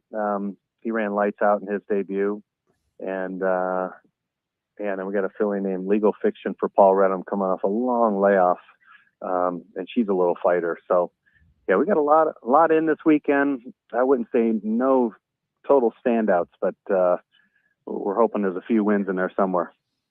Well, this Dinkum looks like a nice horse. Dinkum was the only firster in that field January 25th, and that nice army man of Whitey's. That's a nice horse. This looks like this horse has got plenty of upside. I agree, and I mistakenly told Kamara's agent too late. He had already given the mount away, but I would have loved to have kept him on. But we've got Barrios, I think, right? It's Barrios. You got Hector. Yeah. God, you can never go wrong with Hector on the grass. So yeah, no, we're excited about him. He looks well, and yeah, we're hoping for a big weekend. Let's go. Doug, great to catch up. I really appreciate it. Go watch him work, and we will obviously we'll talk soon. Thanks so much. Great job. Great work. Thanks for having me. Thanks, Steve. Take care. Bye-bye. Not at all. Doug O'Neill, everybody, with pretty much, that caught us up on everything. We're going to head to the break. Excuse me. We're going to head to the break, and as we go out, Lisa Lazarus is going to join us next and talk about this situation with Churchill. But as we go out, let me read this statement that was sent to us by Churchill. Churchill Downs Incorporated remains fully committed to the safety and integrity of thoroughbred racing. Any suggestion that the company is not supporting safety efforts is inaccurate. Churchill Downs has invested significantly in safety initiatives, enhanced protocols, and regulatory compliance across our racetracks and will continue to do so. While we do not comment on pending legal proceedings, we will not accept HICE's mischaracterization of our actions. The authorities' recent escalation reflects a troubling pattern of overreach that is harmful to the industry and inconsistent with the collaborative approach necessary to strengthen the sport. We had no prior notice and received HICE's letter minutes before the Joe Drape article was published, which is another clear example of their poor judgeable intentions in interacting with industry participants who do not blindly submit to their demands. In public relations, they call that a strongly worded statement. Lisa Lazarus, to answer this and explain what will be a satisfactory resolution to these I said loggerheads before. Did we use Mexican standoff? What other confrontational analogies can we employ? Lisa will join us next. We'll also hear. I got to get. Actually, we might be able to save. Succeed for tomorrow. We got plenty of room. By the way, tomorrow. Really looking forward. Clint Bentley is going to join us, the film director, now acclaimed film director. We talked to Clint last when Jockey came out and was so well received, and he's just gone on, to get bigger and more notice. And if you have not seen Train Dreams yet, I highly recommend you pull it up. You can stream it. Train Dreams. Clint Bentley, and of course his dad rode, and he loves the game. And I, knowing that we have kind of a quiet weekend, I invited Clint to join us. So should be fun to catch up with him. And here it is, award season, and he and his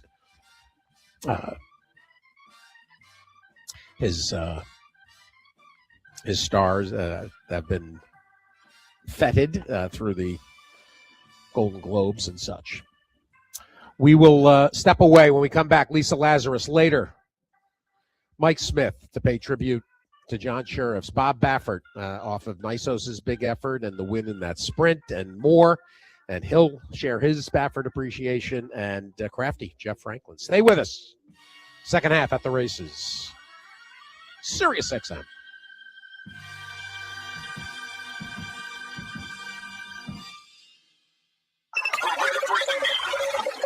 At the races with Steve Byk on Sirius XM Radio. Who you betting on? How about an app created specifically for horse racing? Naira Bets. We specialize in thundering hooves, fist pumping, and boosting your bankroll with robust weekly promotions and offer betting tips from actual horse racing experts. Bet all day and night nationwide. Get the action and thrill of horse racing with Naira Bets. $200 deposit match with promo Steve200. Visit nairabets.com for details.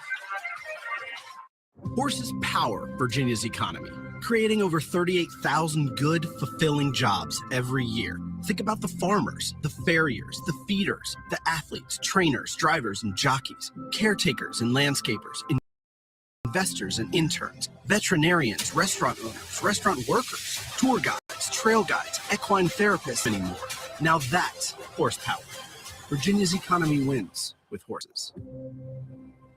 The Pennsylvania breeding program is the best program in the country. The stallion awards, the owner bonuses, also the restricted races and the stakes races for Pennsylvania breeds. Last year, 321 Pennsylvania breeders earned breeders awards. 22 Pennsylvania breeders earned over $100,000. We have the best program in the country. Take advantage of the fantastic program that we have. Learn more at pabred.com. Nothing compares to a horse. They inspire greatness, command respect. Because Virginia's horse industry isn't just racing and farming. It's built on the skills, labors, and passions of dedicated people working in every industry throughout our state. Horses fuel the economy, create jobs, support thousands of families, and even make dreams come true. Virginia's economy wins with horses. Find out more at virginiahorseracing.com. Sirius XM Sports presents At the Races with Steve Byk. Horse racing, handicapping, interviews. This is At the Races with Steve Byk.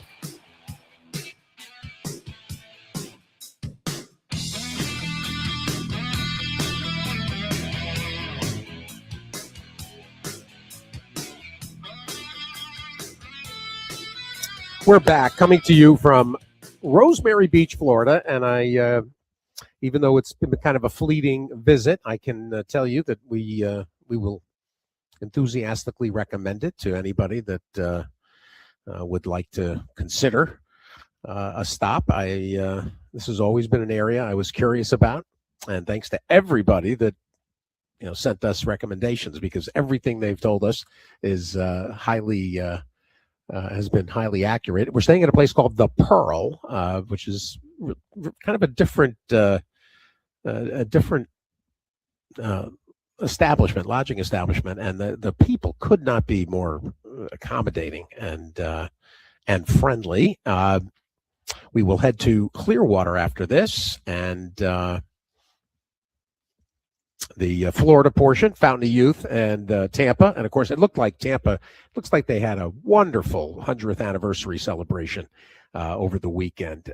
Lisa Lazarus joins us, and I know that Lisa would prefer to talk about some of the things that are successfully being implemented and helping the game. This topic, though, is reserved for the story that emerged yesterday, HISA seeking a settlement with Churchill Downs for the fees that basically help pay the freight, the costs of running the authority. Lisa, good morning. Good morning, Steve. Thanks for having me on. Well, I appreciate you jumping in, because this kind of bubbled to the surface yesterday, and it's problematic just because it seemingly displays some dysfunction for the industry. Explain your position in this, and why it's gotten to this point. Yeah, it's really straightforward. As everybody knows, the way that HISA is funded is the racetracks and the horsemen pay a portion of the budget, based on a methodology. We have a dispute with Churchill over what that methodology is, whether or not it should consider purses or not. But that's not what this is over. This is over the fact that they are not paying us anything, zero. They paid us $0 in 2025. They're the only racetrack operator in the country that didn't pay us anything in 2025. We are only asking them to pay what they say they owe. They say they owe based on starts only. And so what we're saying is pay us based on starts only, and we'll wait for the outcome of the court litigation on the rest, which is totally reasonable, but they want to see what the court says about whether or not we have the option to go to the purse plus plus starts. But this is only about asking them to pay what they say they owe and what they've been paying us since the beginning based on starts. So, it's disappointing. Obviously, they're the wealthiest racetrack operator in the country, and they're having all the other racetracks pay for their services. So, if you think about it in a simple way, is that the 37 other racetracks paid for the drug testing for the Kentucky Derby. Churchill didn't pay us one penny, and they really have no explanation as to why they're not paying us based on the methodology that they favor. What was done and what can also be done in conversation and in negotiation that would alleviate and basically head off a legal confrontation. So they just need to pay, and pay, as I said, the amount that they agree they owe, because they're seeking that outcome from the court. They are seeking for the court to agree that they owe us the $5 million for the 4 tracks. And so we're saying, just pay us what you're actually acknowledging you owe. I spent over a year, this could have kind of bubbled to the surface at last Kentucky Derby last year, because they already hadn't paid us for anything in 25. But I spent a year using, and you know me, I try to use my charm and my and as much and conciliation as possible to get them to agree to just be reasonable and just pay their fair share and pay the amount that they think they owe. And every time I thought we had a settlement, they changed their mind or they retracted, or it just went on and on for a year. And it was clear to me that they weren't going to pay at all unless we had. It's the last thing in the world I wanted to do. I made so many efforts to reach some sort of settlement or to just find a way forward with them, but they just weren't willing. And at the end of the day, I can't treat Churchill Downs differently than I treat all the other racetracks. Every other racetrack paid. So Churchill Downs has to pay their fair share. I mean, it's really very straightforward. The initial, I guess, fight, probably, which we talked about at the time, was when Churchill and Naira, right? The confrontation, was that in 24? Yeah, it was. I think it was. Yeah, 24. I think it was like the end of 24. And then Naira withdrew from that initial suit. So I mean, this all stems from that first confrontation. I mean, no, it really doesn't, because that first confrontation, we are perfectly happy to await the outcome in court. We are simply saying that there's no reason that they're not paying us the amount that they believe they owe. I know I keep saying that, but that's what it is in the interim, because that's what they had been doing up until now, and they haven't given us any explanation as to why they pulled all funding. I mean, they know that they don't owe zero for 25 for 4 racetracks. So we're just saying, pay us what you think you owe, whatever calculation it is, and we'll wait for the court to decide the outcome that's the lawsuit that you just referenced that is currently before the courts. The issue with Naira is Naira felt the same. At the time, I was perfectly happy for this question of which is the right methodology to go to the courts, because I do think we need guidance on whether or not under the act we can do more than consider just starts. We can also consider strength of purse. So I had no issue with that question being litigated, but it's absolutely, I mean, just shocking to me, and I have no explanation for it, that Churchill Downs just decided they were going to pay us nothing for the entirety of 2025 and now into 2026. And as you probably know, 2026, we are using a pure starts formula, and that's the formula they want. So there's really even less of an explanation for why they haven't paid us yet in 26. Did you get a chance to hear this statement that was sent out by Churchill? I did not, but if you want to read it, I'm happy to. Let me read it a second time and let you react to it. Churchill Downs Incorporated remains fully committed to the safety integrity of thoroughbred racing. Any suggestion that the company is not supporting safety efforts is inaccurate. Churchill Downs has invested significantly in safety initiatives, enhanced protocols, and regulatory compliance across our racetracks, and we will continue to do so. While we do not comment on pending legal proceedings, we will not accept HICE's mischaracterization of our actions. The authorities' recent escalation reflects a troubling pattern of overreach that is harmful to the industry and inconsistent with the collaborative approach necessary to strengthen the sport. We had no prior notice and received HICE's letter minutes before the Joe Drape New York Times article was published, which is another clear example of their poor judgment and questionable intentions in interacting with industry participants who do not blindly submit to their demands. So, I mean, there's so many things that I could comment on in that statement that are just inaccurate and honestly, like, silly. Sort of, first of all, overreach. I mean, again, for simply asking them for the amount of money that they have said in their own court filings they owe. So I don't really see where the overreach comes from. Every single other racetrack in the country has paid us. I don't know why they're special. They had plenty of notice. We've gone back and forth for a year.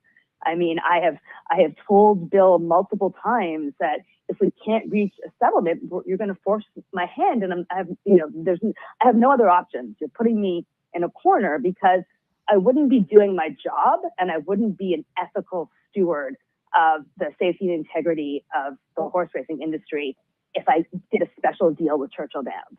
I said, you know what, Churchill, like, you don't have to pay. Everyone else has to pay, but you're special, you're amazing, you don't have to pay. And that just is not fair to the industry, and it's not consistent with my values.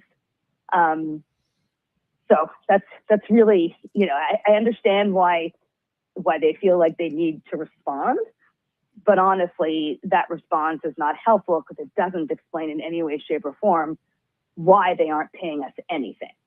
And in terms of safety and integrity, listen, we continue to deliver those services. We made a decision as an organization to continue to serve Churchill, to continue to do their drug testing, to continue to support them on the safety front, because of the fact that that's the priority for us. And so that's why they've essentially received all of these services that they haven't paid for. That being said, we had a terrific cooperation with Churchill in 2024, and their fatality rate was at an all-time low. And it certainly doesn't help their fatality statistics to not engage with us, and we don't have that same relationship and that same back and forth because of their posture on this position, because of the fact that they are, refusing to pay and unhappy that actually there's a regulator who's willing to hold them to account. Regarding, out of curiosity, Lisa, because it hadn't occurred to me until that reading that last paragraph.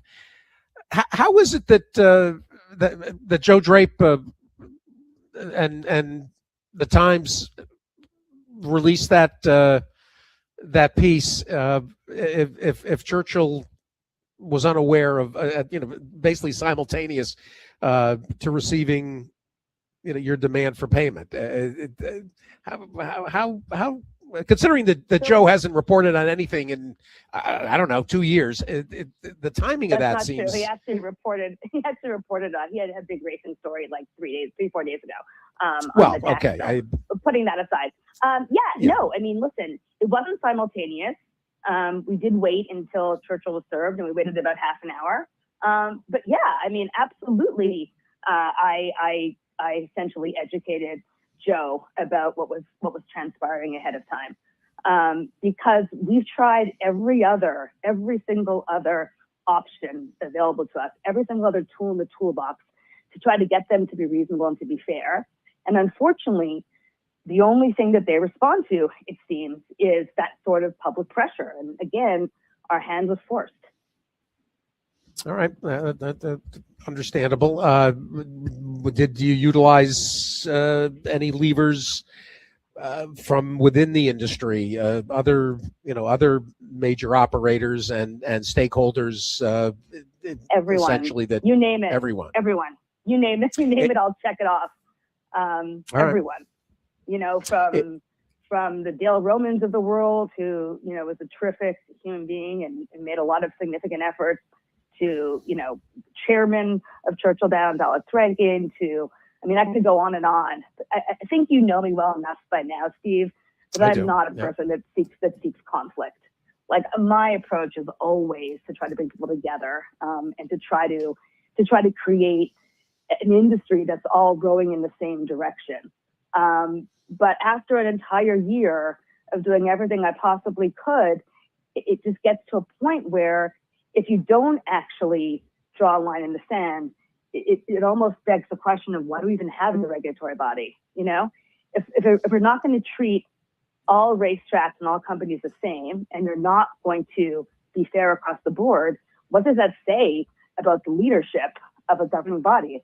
I think that reflects, terribly, and that we really had absolutely no choice. And I regret it, because again, I say it's not my style or ever my preference to go into conflict. But at some point in time, you run out of options.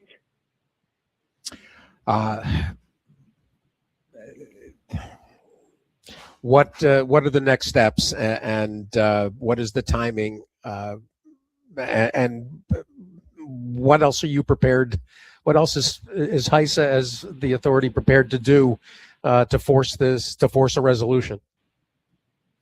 Well, the enforcement action essentially sets a hearing for March 11th before 3 members of the HISA board, because that's what the statute delineates as the procedure for these sorts of cases.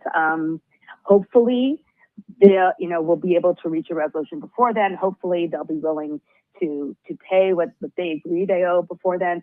But if not, they'll go in front of the board. And if the board ultimately rules that they have to, pay us the amount that we're seeking, they'll be able to appeal that to the full board, and then to the Federal Trade Commission, and ultimately, beyond that to court. But in the interim, what we would have to do, we would have no choice but to essentially tell them they could no longer run covered horse races, which means that they wouldn't be able to export their signal simulcast. And who would, you're not, HISA is not a regulator. We are what a regulator. Well, a governing body, let's say, as opposed to a regulator. Yeah, right, not the right word, but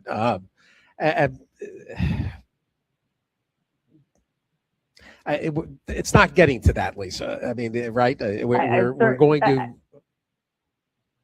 I certainly hope not. Yeah. And I doubt it. I doubt it will. But as I said, I have tried everything in the toolbox to resolve this in a way that was friendly, that was collaborative, and that was best for the industry. I specifically did not want to take this action for last year's Kentucky Derby, because I felt I hadn't given it enough time or enough of a chance to find a resolution. But 14 months later, I've just run out of options. All right. Well, I as always, I'm very appreciative that happy to have you on to explain this and get it out there to as wide an audience as possible. I just my concerns are always that we don't we don't let these kinds of fights spill out over into the public eye, but For sure.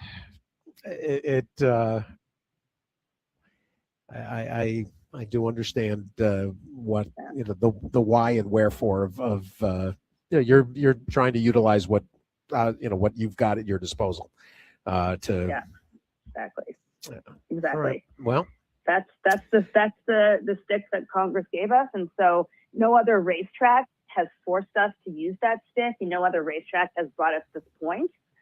So it's unfortunate that a leader like Churchill Downs would be the one, because I would expect them to really be setting a great example for the rest of the racetracks in the industry.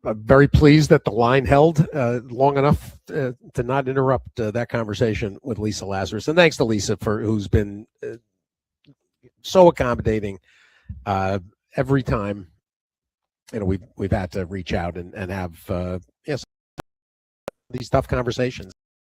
And this is clearly a confrontation that needs to be resolved, and we'll leave it to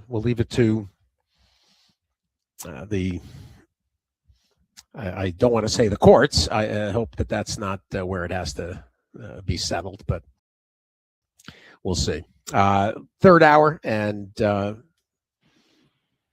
little bit more appreciation of John Sheriffs. And Mike Smith was traveling yesterday, and just so pleased that he's able to join us now. And if there's one rider who came to be personify John's success, a partner in John's success, it's Mike. And Mike, as I told you the other day, so sorry, and I know how difficult this has been these last 5-6 days. Thank you. I appreciate it. Yeah, it was quite a shock for everyone around here.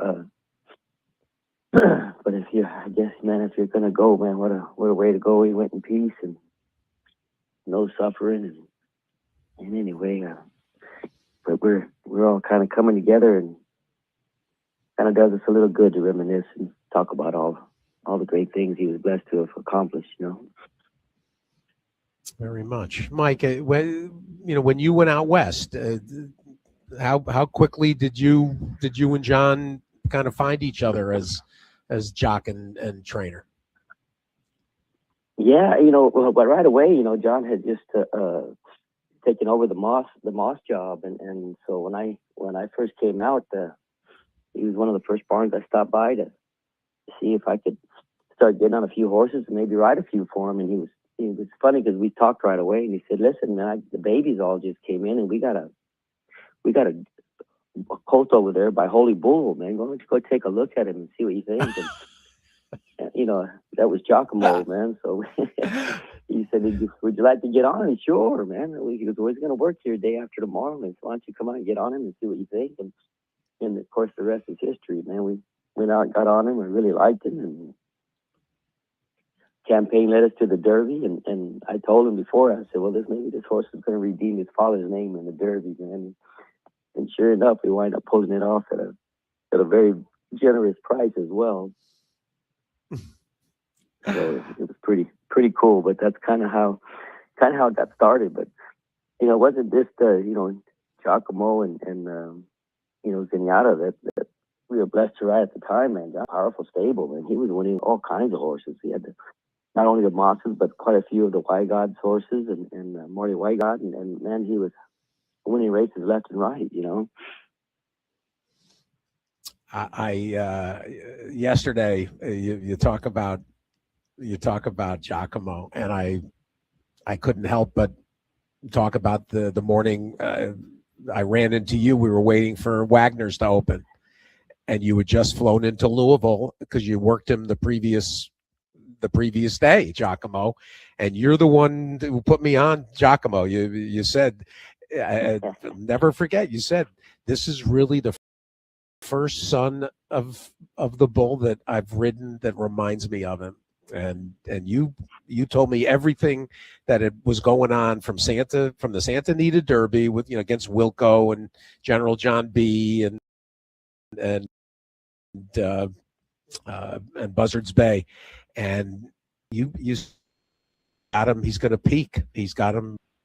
He really did. He took his time with him, and listen, his style at the time. With California's tracks back then, that was before it came out. They were extremely fast. They were quick early. If you had speed, it was a big plus. And of course, he came from a good ways out of it. So the tracks never really suited him out here. He ran well in all the preps. As a matter of fact, he finished just full of run and just galloped out beautiful. But we couldn't catch him on his speed. So once we were when I figured once we got off this track and got to Churchill, he would have a big chance. And then the way that Derby was going to set up that year was to his advantage. You know, that every horse that had a shot seemed to not necessarily need the lead, but were horses that laid up close, and so you figured it was going to be a pretty fast pace, and it just all worked out. And of course, he had to get the trip, and then that came as well. I mean, it seemed like the gates just opened every time I got somewhere and I needed to get through. They just parted, you know, and then he just kept on marching. It was pretty incredible. We played Giacomo's Derby yesterday, and I thought we would save Zenyatta's classic. Talk about it, Mike, because John shared her with the public. You fit the bill as well. Sharing in the experience, and it really, it's just something that was so remarkable to watch unfold. And again, you want to talk about a horse that was going to have to pass, either everybody in front of her or almost everybody in front of her, and he did it 19 straight times. Yeah, no, I mean, she was incredible. And listen, this was going to be, of course, her toughest competition that she'd ever ran against. And with a lot of the fillies and mares, she was able just to go around them and lose a little ground. It didn't really matter. In this particular situation, I knew, listen, to beat the boy, we're going to have to cut some corners and hopefully have some sort of ground saving trip. You can't just go around them all and expect to beat the best boys in the world. But again, she got a great trip. I was able to get behind Gio Ponte and just kind of follow him as he was working his way through traffic. And Trevor Didman's call is like one of the greatest calls ever. And if she wins from here, she'll have to be a super horse. And she just skipped sideways to get herself clear. And once she tipped out, I mean, she just lengthened that stride, and of course, she was able to run them down. And I tell people that galloping out, when we pulled up on the backside, I mean, the grandstand was erupting, and you could literally feel the ground shake, and it was like the day that the ground shook in California, and it wasn't because of a earthquake, man. It was because of her fans. They were all just jumping up and down and going crazy. And when I came back, I remember John telling me, he said, "Ride her all the way down to the quarter pole. Let everybody see her. Just let everybody see her." And so that's how that began. And of course, the place would just go crazy every time as I rode back towards the end of the grandstand. So it was pretty incredible.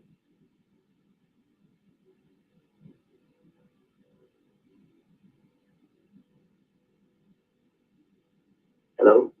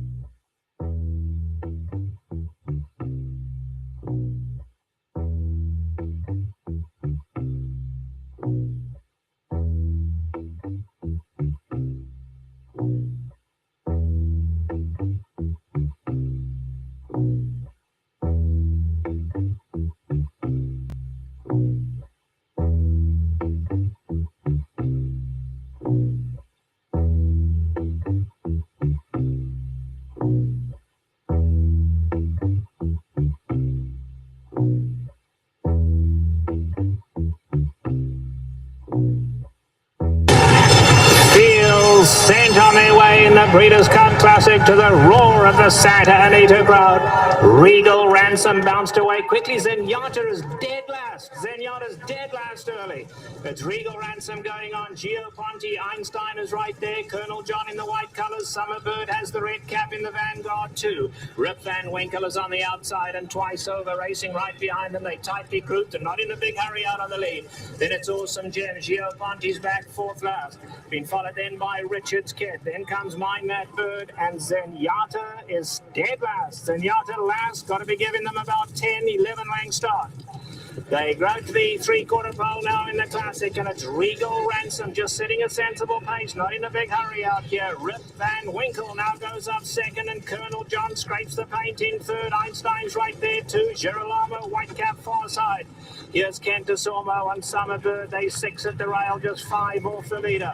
Then it comes Twice Over, Awesome Gem, and Gio Ponte's giving them 7 length start. Then it's Richard's Kid. Now here's Zenyatta. Zenyatta is still a good 10-11 off the leaders. And then it's 4 back to Mine That Bird. A half mile to go now in the Classic, and still the leader is Regal Ransom, a length and a half. Rip Van Winkle being sent along after him. Then Colonel John. On the far side, Girolamo. Einstein is right there. Summerbird at the rail. Twice Over is next. Then Awesome Gem. Gio Ponte's behind that. Then Richard's Kid. And now here's Zenyatta. And let's see. Zenyatta has a lot of ground to make up. Zenyatta, if she wins this, she'll be a super horse. She's starting to pick them off, though. Zenyatta going to hook to the outside. Meanwhile, it's Colonel John. Summerbird in the red cap. And Zenyatta's come to the outside. Zenyatta coming flying on the grandstand side. Gio Ponte on the inside. Summerbird is right there. This is unbelievable. Zenyatta, what a performance. One we'll never forget. Looked impossible, but it is Zenyatta, still unbeaten under Mike Smith. Gio Ponte second, Summerbird, and then Richard's Kid. What a dramatic performance. One of the most sensational ever. Zenyatta wins the Breeders' Cup Classic. Trevor Denman with a call that won't be forgotten. I got knocked off there for a minute. Mike Smith with us as we celebrate John Sheriffs. And, Mike, yesterday, I'm trying to remember who it was that said it, that she really didn't even like the synthetic surface. And, of course, the 2 wins at Oaklawn, are from a fig standpoint, 2 of her best performances. But what's your thoughts about her on dirt versus the synthetic? Oh, I believe she was, well, you have to have been around her. So in the morning, she didn't even like to train on the synthetic. You couldn't hardly get her to really go on it that well, to be honest with you. I always felt that when we went to Oaklawn, she was much more happy and comfortable. Matter of fact, her 2 largest margins of victory were probably there. She just skipped over the dirt over there. So although she would run extremely well on the synthetic, I think dirt was more to her liking. And she's kind of bred for turf as well. She probably would have loved the grass. She was just a very, very athletic for such a big horse. She at 17-2, she just was so agile and very athletic. She just floated over the ground for such a big horse. So she'd actually run over anything. But I always felt that dirt was her best surface. Those 2 apple blossoms, for those that haven't seen them in a while, watch them again. And you can just see, as much as she accelerates and finishes on synthetic, you really see the difference. I mean, I don't want to dwell at all on the second Classic, but I mean, over the course of that run, was there any spot, Mike, where you really wondered if you were going to get up, or did you invariably? Because John has said that there were plenty of times he didn't think she was going to get there. She, for whatever reason that night, man, she really struggled early on with that track that night. She left the gate very awkward and didn't get comfortable it took a good eighth of a mile, maybe even a quarter of a mile before she kind of finally leveled off and got running and got into the bridle a bit.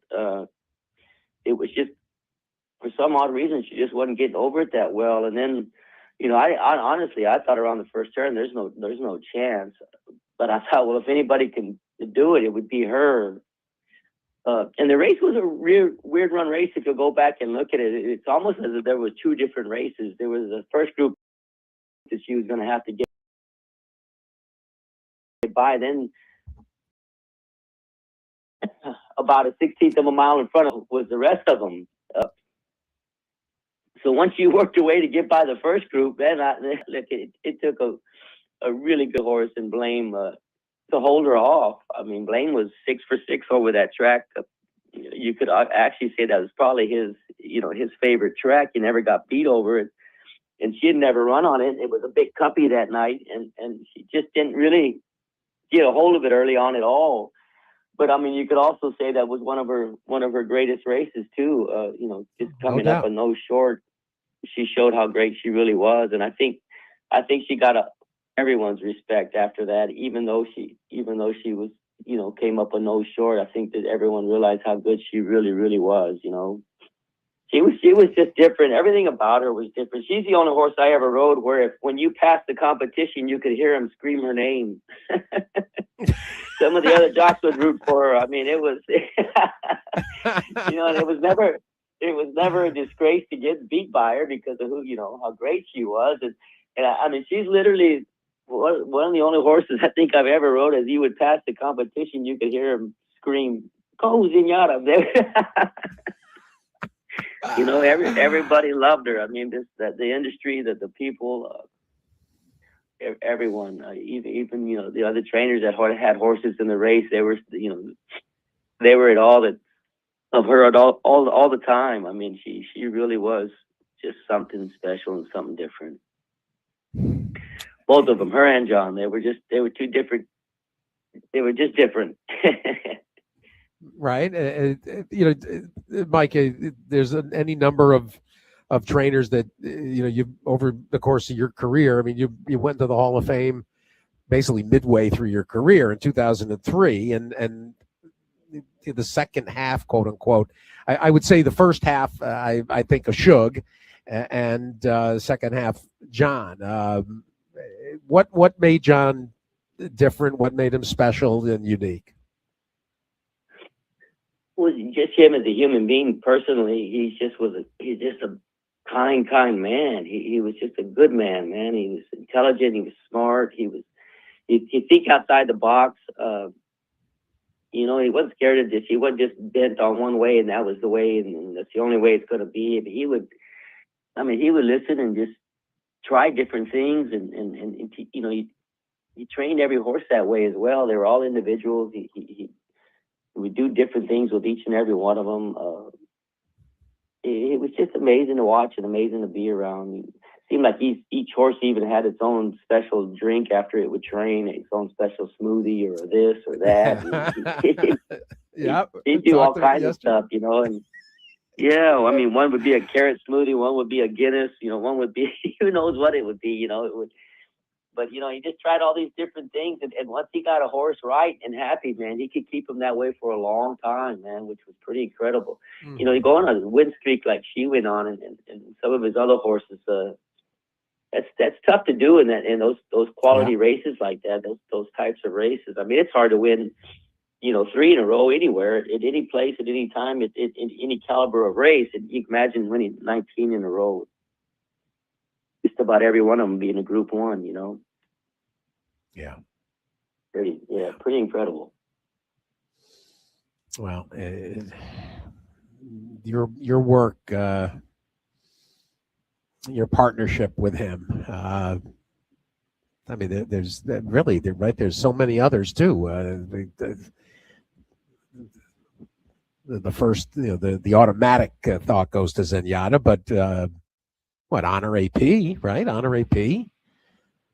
I mean, we had Tiago. We had Jocko. Sure. As far as John, and we had a lot of great fillies. He had Life is Sweet. He had some great some really good horses. We had some really good grass horses at the time. He trained aftermarket too for Wygod. He had some started for George Kokorian. He had some really good horses and grass horses for him. I mean, he had all kinds. We had all kinds of. He had some really good ones back then. No doubt, and that was something too yesterday. That as we went through, it was so evident. Any kind of horse, short, long, dirt, turf, filly, colt. It just did not matter. And that one thing that came out between Zenyatta and Manastique, the big strapping horses that have that had potential to have any number of things slow their careers or make them limit their potential, and that's what John was amazing at. That just he brought out the potential in his horses, and I think enhanced the potential of the people that he came in contact with as well. All around him, yeah. I mean, he made us all better, man. He did. It's like when you play for a great coach.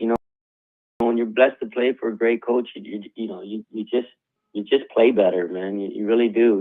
It's pretty amazing. Mike, I appreciate you doing this. I know you and so many others have kind of been grappling. Just the way this came about was just so nobody had. Listen, it's like I said, my condolences, to Dottie and for the rest of John's family and her family. He was a wonderful, great, beautiful man, and he lived a really great life, man. He was a happy man when he passed. Let me tell you, I just talked to him the day before, and he was excited about some of the new babies that were coming in and some of the older horses that we seemed to be coming around and going in the right direction. And man, we had a great conversation, and he was really happy about a lot of things. So when he passed the right way, happy and in his sleep, and he lived a full life, man, that and more. And even I said, when this broke last week, it just like John, he went to sleep on the couch so that because he was worried he was getting a virus or a flu or something, and he didn't want to get Dottie sick, so he went to sleep on the couch to even being thoughtful that way. He always was. Just says a lot about him. Mike, I know it looks like next week there'll be a gathering, and it'll be a chance for everybody. I'm sure there'll be some public celebrations as well, and I'm sure at the track in addition. And in the meantime, there's work to be done and opportunities to lie ahead. So best of luck and thanks again. I appreciate it, man. Thank you, Steve. And let's just all celebrate his life. He lived a great one, man. I appreciate you giving me the opportunity to talk about him. Thank you.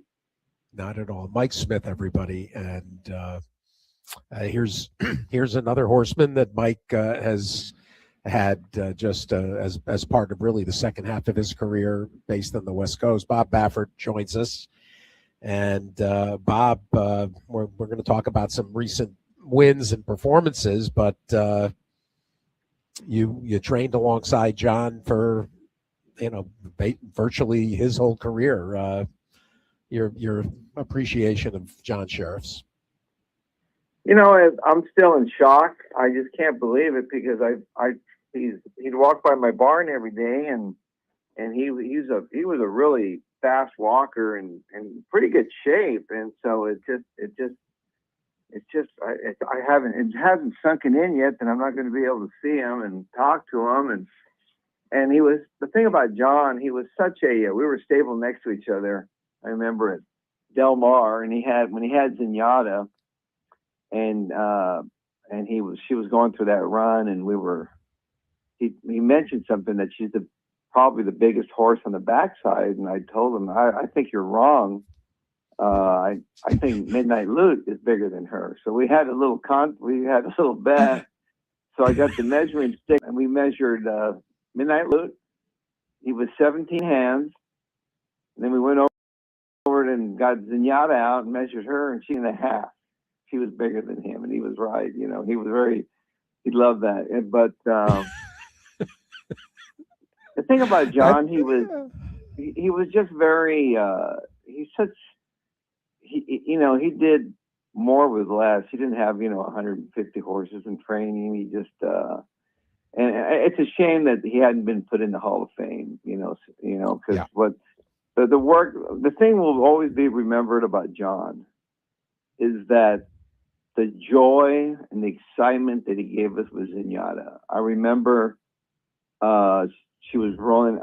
She'd be running, and I made sure I took Bodie and Jill. We'd go see her run. Even if I didn't have a horse in, I would go to go watch her run because it was so exciting in the way she'd win her races. I mean, she'd come from off, be last and come running. And it was just so much fun and excitement, especially the Breeders' Cup. I mean, the Breeders' Cup, that's the only horse I ever ran against that I didn't mind getting beat by her. She'd run by me, and it was like, but it was, and John, the way he managed her, and it was just, that was a world-class Hall of Fame management job by him. I mean, it's just unbelievable. But he gave us so much joy, and to work, he's the kind of guy that there's only a few trainers that are friendly competitors. You get beat by him, like, oh man, you got me, John, and we laugh, and like, what I mean? It was like, and everybody rooted for him. They were happy for him when he won, and he was, and he was a good horseman. I mean, he really was dialed into his horse, worked hard, and he was just dialed in on one, and his work with, Beza, was really, great, and just all the good horses he had, Giacomo winning the Derby, and just, the guy, he had a really, because he came in sort of late, because I remember he worked for Bill Spar when I was earlier years, right. And then he went on his own, and then he worked for Wygod, he went to Breeders' Cup. I mean, he's, when he got a good horse, he never got in his way. If he got a good one, he got the best out of him, but he will be remembered as like the guy that gave us so much joy with Zenyatta. I mean, I'll never forget that Breeders' Cup. When she won the Breeders' Cup here, everybody left there feeling so good about horse racing. He just did so much,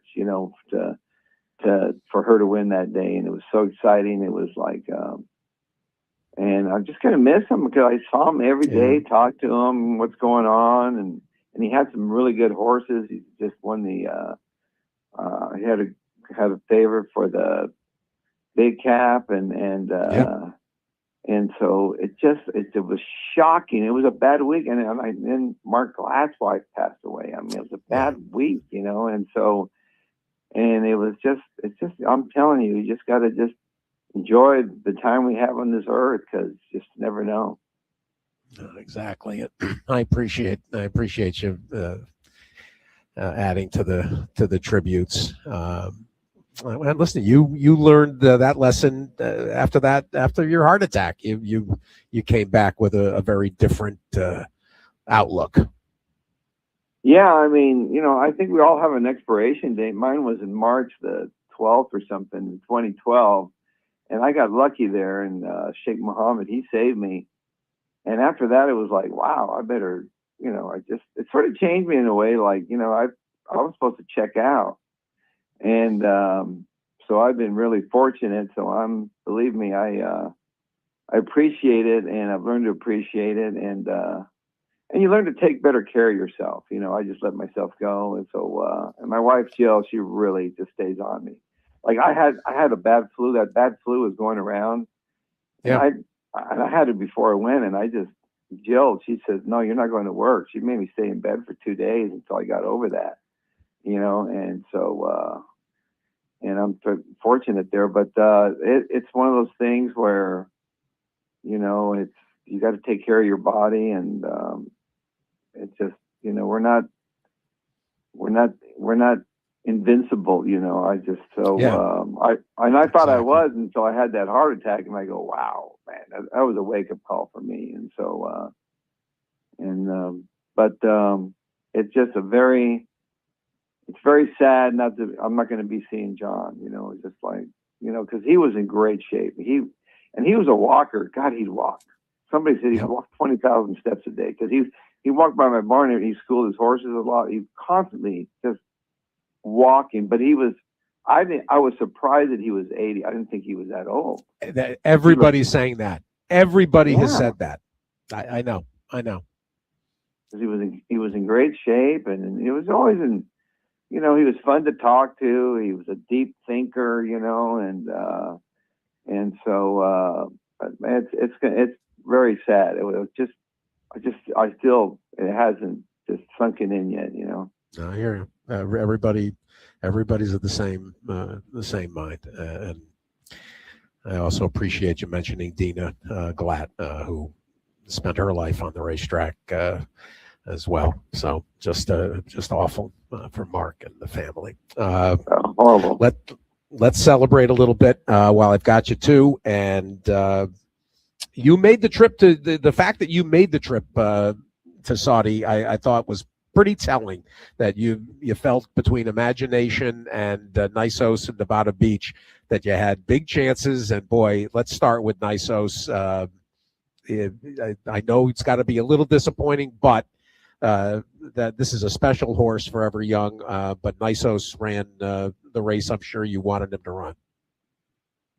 Yeah, I mean, we were looking forward to it. I know Nisos is like, you know, he's just such a good horse, and when we drew the 12 hole, I thought I thought, well, he'll just sit there and just finish up at the end there, and so, but he was just had a sort of a little bit of a rough trip, you know, bouncing around a little bit, and you cannot make a mistake against Forever Young. He is just an amazing horse. When I got there, I saw him. He was saw him jog by there one morning, and he looked good. I go, oh my God, he looks really good.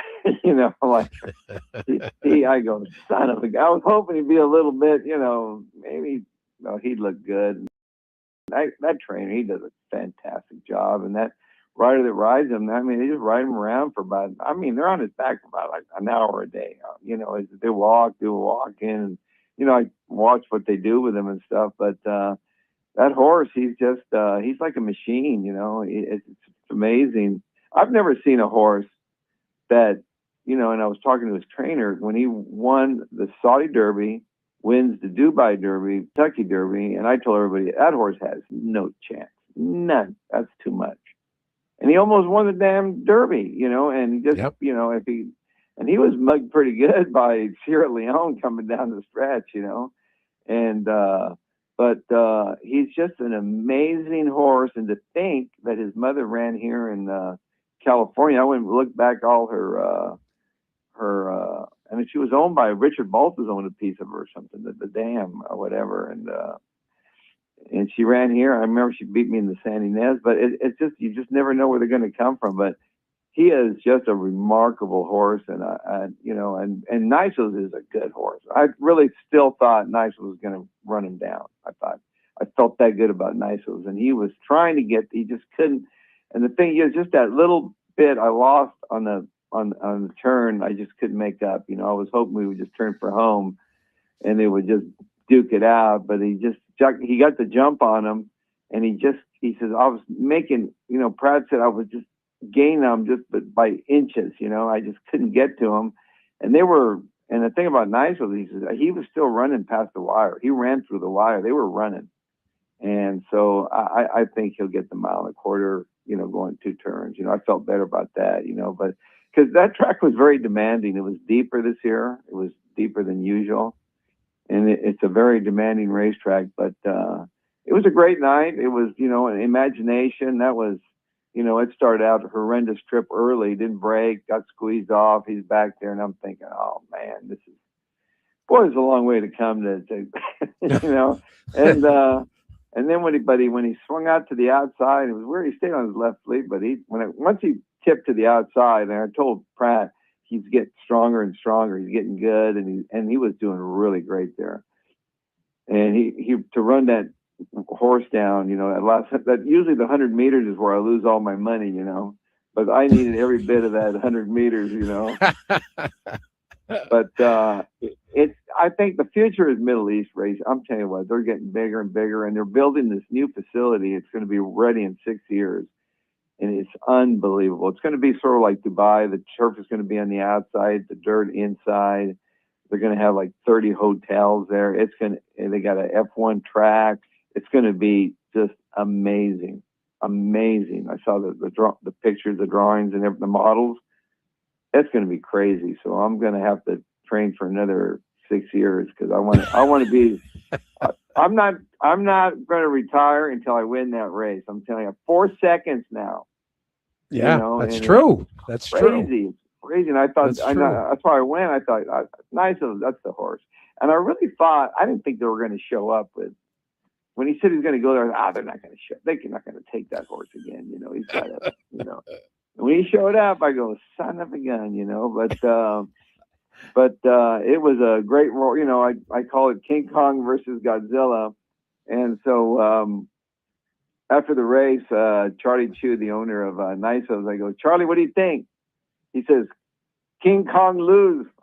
He goes, yes.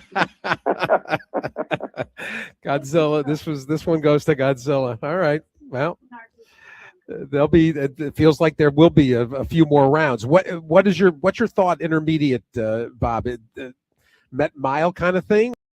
Or I don't. Right now, I just got back and I'm just trying to get. I've been gone so long. I've been gone over a week, and I just, I'll get them back here and see what they look like, And so right now, I just can't even think about some. You know what I mean? I don't. Yeah, no problem.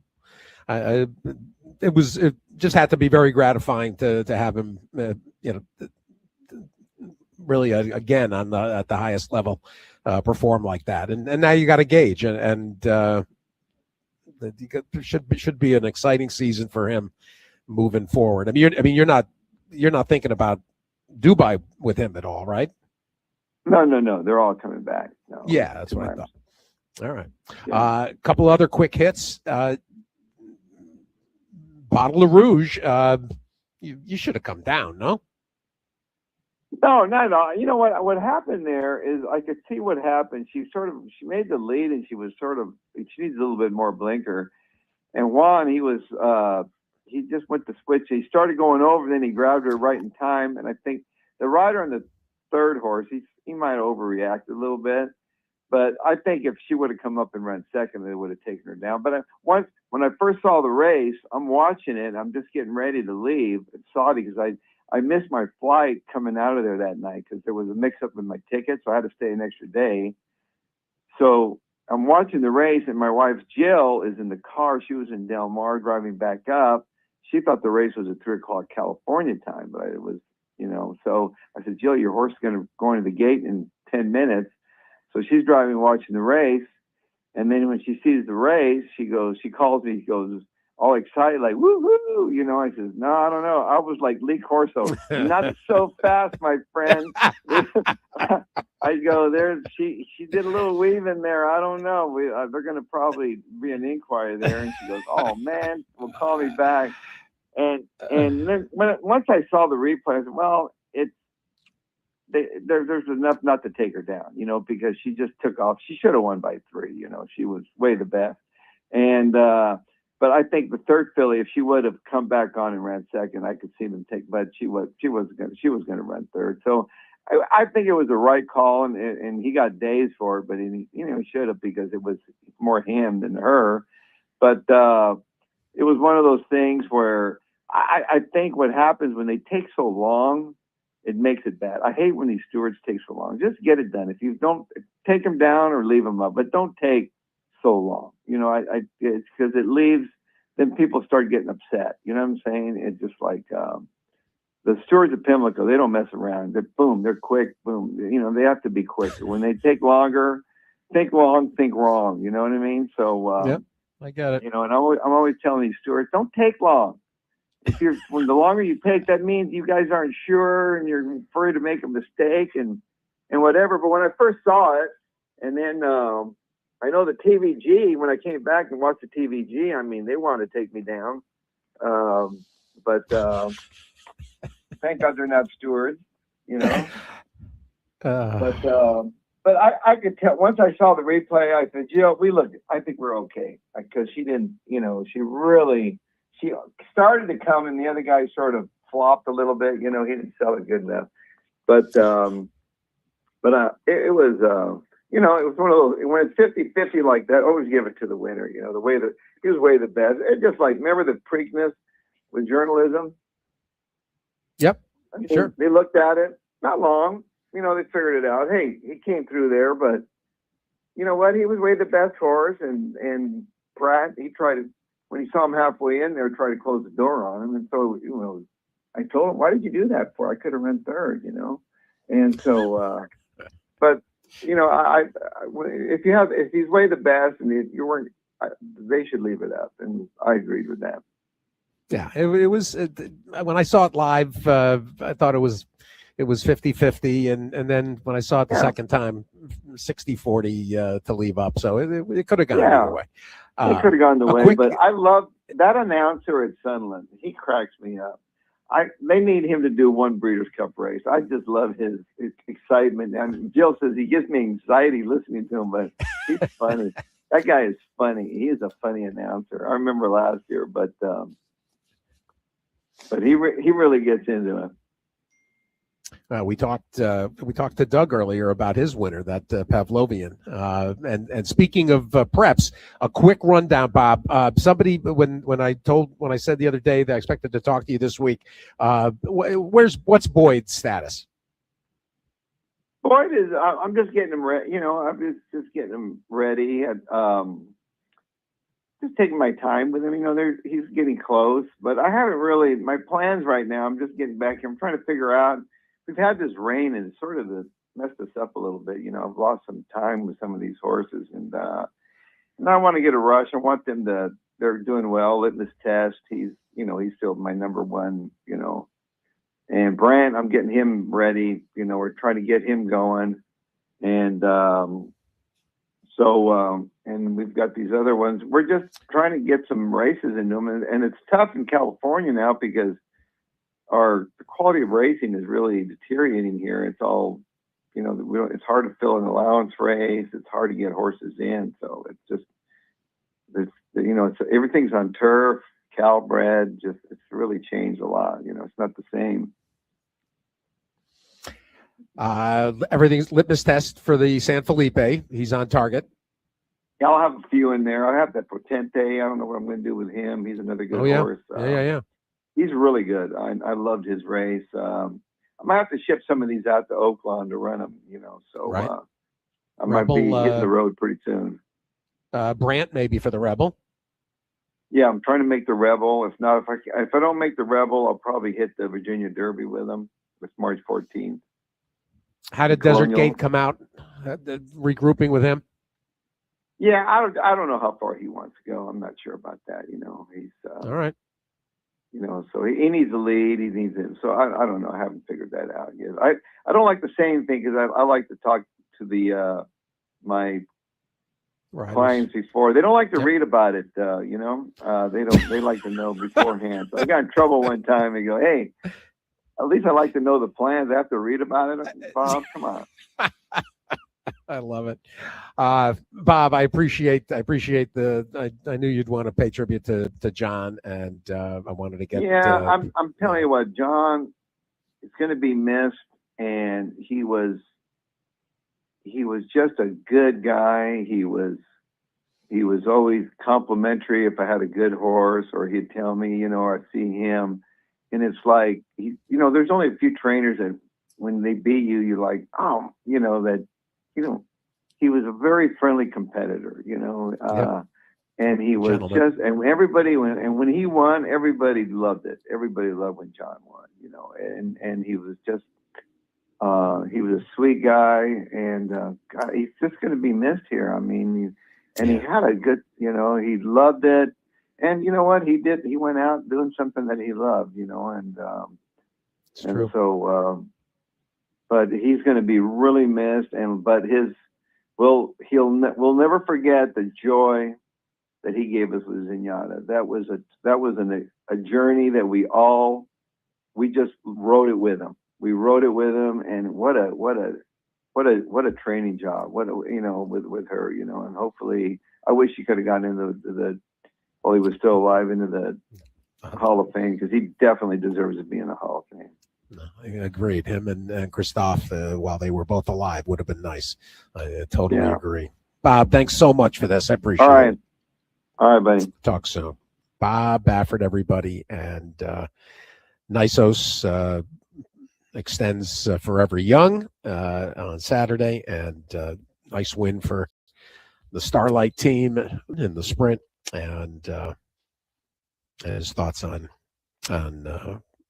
friendly competitor. That's a great way to put it. Jeff Franklin joins us, and Jeff, the last voice of the morning as well. We talked to Mike Smith earlier. Jeff, your thoughts and your appreciation of John.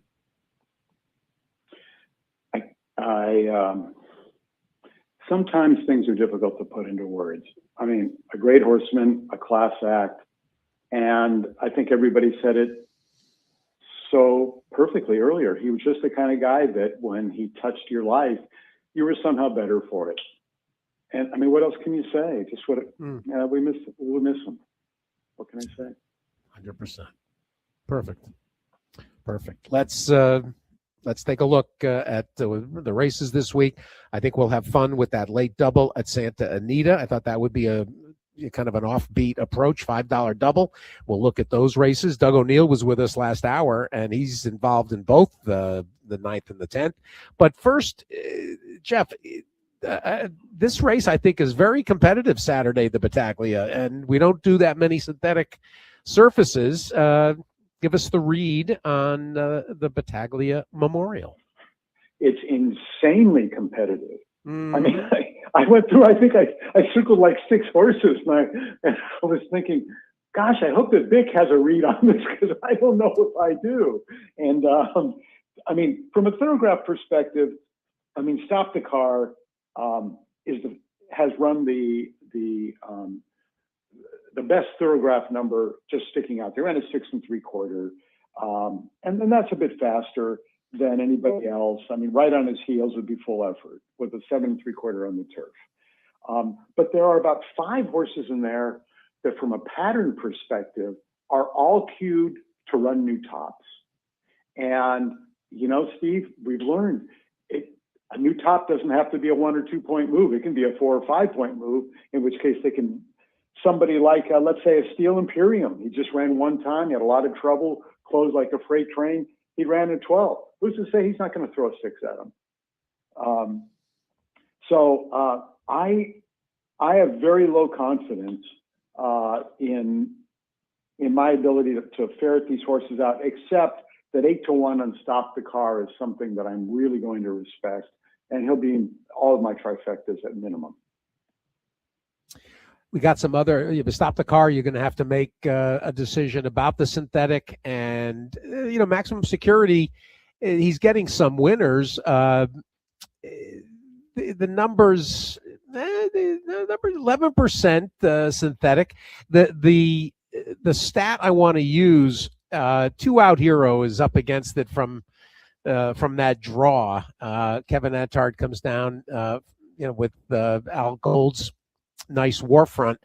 There is a number that is really glaring. Look at Warfront's thoroughgraph index from ages 2 to age 3. How about that? That is a jump you don't see that often. Warfront progeny improved 3 points from 2 to 3. And it's just about long enough where at the end of February, it's been 161 days. So, you're almost at half a year. There's every potential for 2 Out Hero to improve 3 points and get down 4 points and get down to a 7. which he's going to have to do from that post. So 2-out hero, and I'm an unabashed fan of Al Gold, so and friend of Al's, but that number jumped at me, the Thorograph Index. Right, and he's one of the aforementioned horses that wouldn't surprise me at all if he ran, like you say, a 6, 7, 8. Why not? Yeah, so he's another player thing in there. I was also going to say another thing that I respect is he ran an 11 3/4 way back in July. So early numbers, early in the year numbers as a 2-year-old project, just move them sideways one column. You're looking at a 7 or an 8 easily because he could develop physically. So it's a good choice. He's one of those I mentioned. Let's look at the late double. Let's give everybody a play. The $5 double, the 9th and the 10th. We're down the hill allowance group, and then we've got maidens going 6. Right. So a couple things, and Bob mentioned earlier, we have had sadly a consistent theme around here in SoCal, a lot of interrupted training. Something we'll mention in the next race. Workout patterns have been interrupted. Guys are trying to get their horses fit. So that's a question mark we need to take into account. And for a reminder for guys who haven't really had a chance to handicap races coming down the hill that much, some horses just take to it, and other horses hate it. And so when you find a horse who's a down the hill pro, I remember I was lucky enough when I was Gary Stevens' agent, we were riding 3 or 4 of those horses that were like 6 for 6 lifetime. They just knew what to do. And I think a couple horses that fit the mold like that, Amber Hall for Peter, just loves the hill. Beef Winslow loves the hill. And then Yakovlev for Jeff Mullins is arguably the fastest horse in the race, lowest Thorograph number. So those are the 3 I would say I'd be most interested in under these circumstances. I'll add from a pattern standpoint, D'Amato's got Lyle the Crocodile. He's got that question, what I call the question mark pattern. Got down to a 7 3/4, reacted a little bit to a 10.5, then moved back forward in between the 2 figs, in between the 7 and 10, an 8.5. That pattern, Jeff, is for me a go always. Invariably, the horse moves forward to a new top off that pattern. There you go. Okay. You mentioned Yakovlev already. Absolutely. Oh, Doug O'Neill, Crazy Cavalier, is coming off of a new top and has had 6.5 weeks. So I thought Crazy Cavalier was okay as well. He's really interesting. Oh, I'm sorry. Yeah. I didn't mean to cut you off, but Crazy Cavalier, he kind of defies some of the rules because he is incrementally getting better, like a point. He's just slowly moving forward, and so Doug's developing him. He's right within eyesight of the other horses we just mentioned. And Doug's a friend. I always pull for him. That'd be nice. Okay. Nightcap is, I mentioned Works earlier. I know we only have a minute here. This is kind of a crazy race because look at the works that some of these maidens, of these fillies have thrown at us. We're seeing like bullet works all over the place, 46s, 47s, 59s. It's as if guys are really trying to catch up for some of the lost training, etc. Interesting because these are mild turf fillies. These aren't sprinters. So I don't know. I found the whole thing to be, as I was just trying to figure out the pace and I saw all those glaring works. That was really interesting. But a couple horses stick out. Where do I start? I suppose the most logical horses would be Urak for John Sadler, who is bred to go. She's finally going to really get a chance to strut her stuff going a mile. Like her very much. Chair's Coin for Michael McCarthy puts blinkers on. Very, very solid. We're talking about a couple of favorites here. And and Cortina D'Ampreso for Phil D'Amato. Very, very fast filly. I like her a lot. The interesting horse to me that I can't figure out is Daria, the other D'Amato. Bred to run as long as they run. She ran a 50-1 in her first start, and still ran an estimated 14 on the synthetic overseas. So I've got my eyes on her at 8-1. What do you think? Well, D'Amato, and D'Amato's D'Amato. Got to be respected. Mm-hmm. Well, at 4, 5, 6, I've got 2, 5, 9, 10, 12. Yeah. With the 5, 6, maybe I'll throw in your 4 as well. So what? 5 by 3 is 15 times 5, $75 double punch. Crafty, all right. Thank you. Thank you, Steve. Next week. Take care. Thoroughgraph.com. Sign up. We'll send you sheets. We'll go over the races. Thanks to Jeff. Thanks to Bob Baffert and Mike Smith, particularly Lisa Lazarus. Very kind to respond to the situation involving Heisa and Churchill. Doug O'Neill and Sire Watch Pedigree Focus brought to you by Hill and Dale with Sid Fernando. Talk to you tomorrow from Clearwater. Good luck if you're playing today, everybody. Thanks.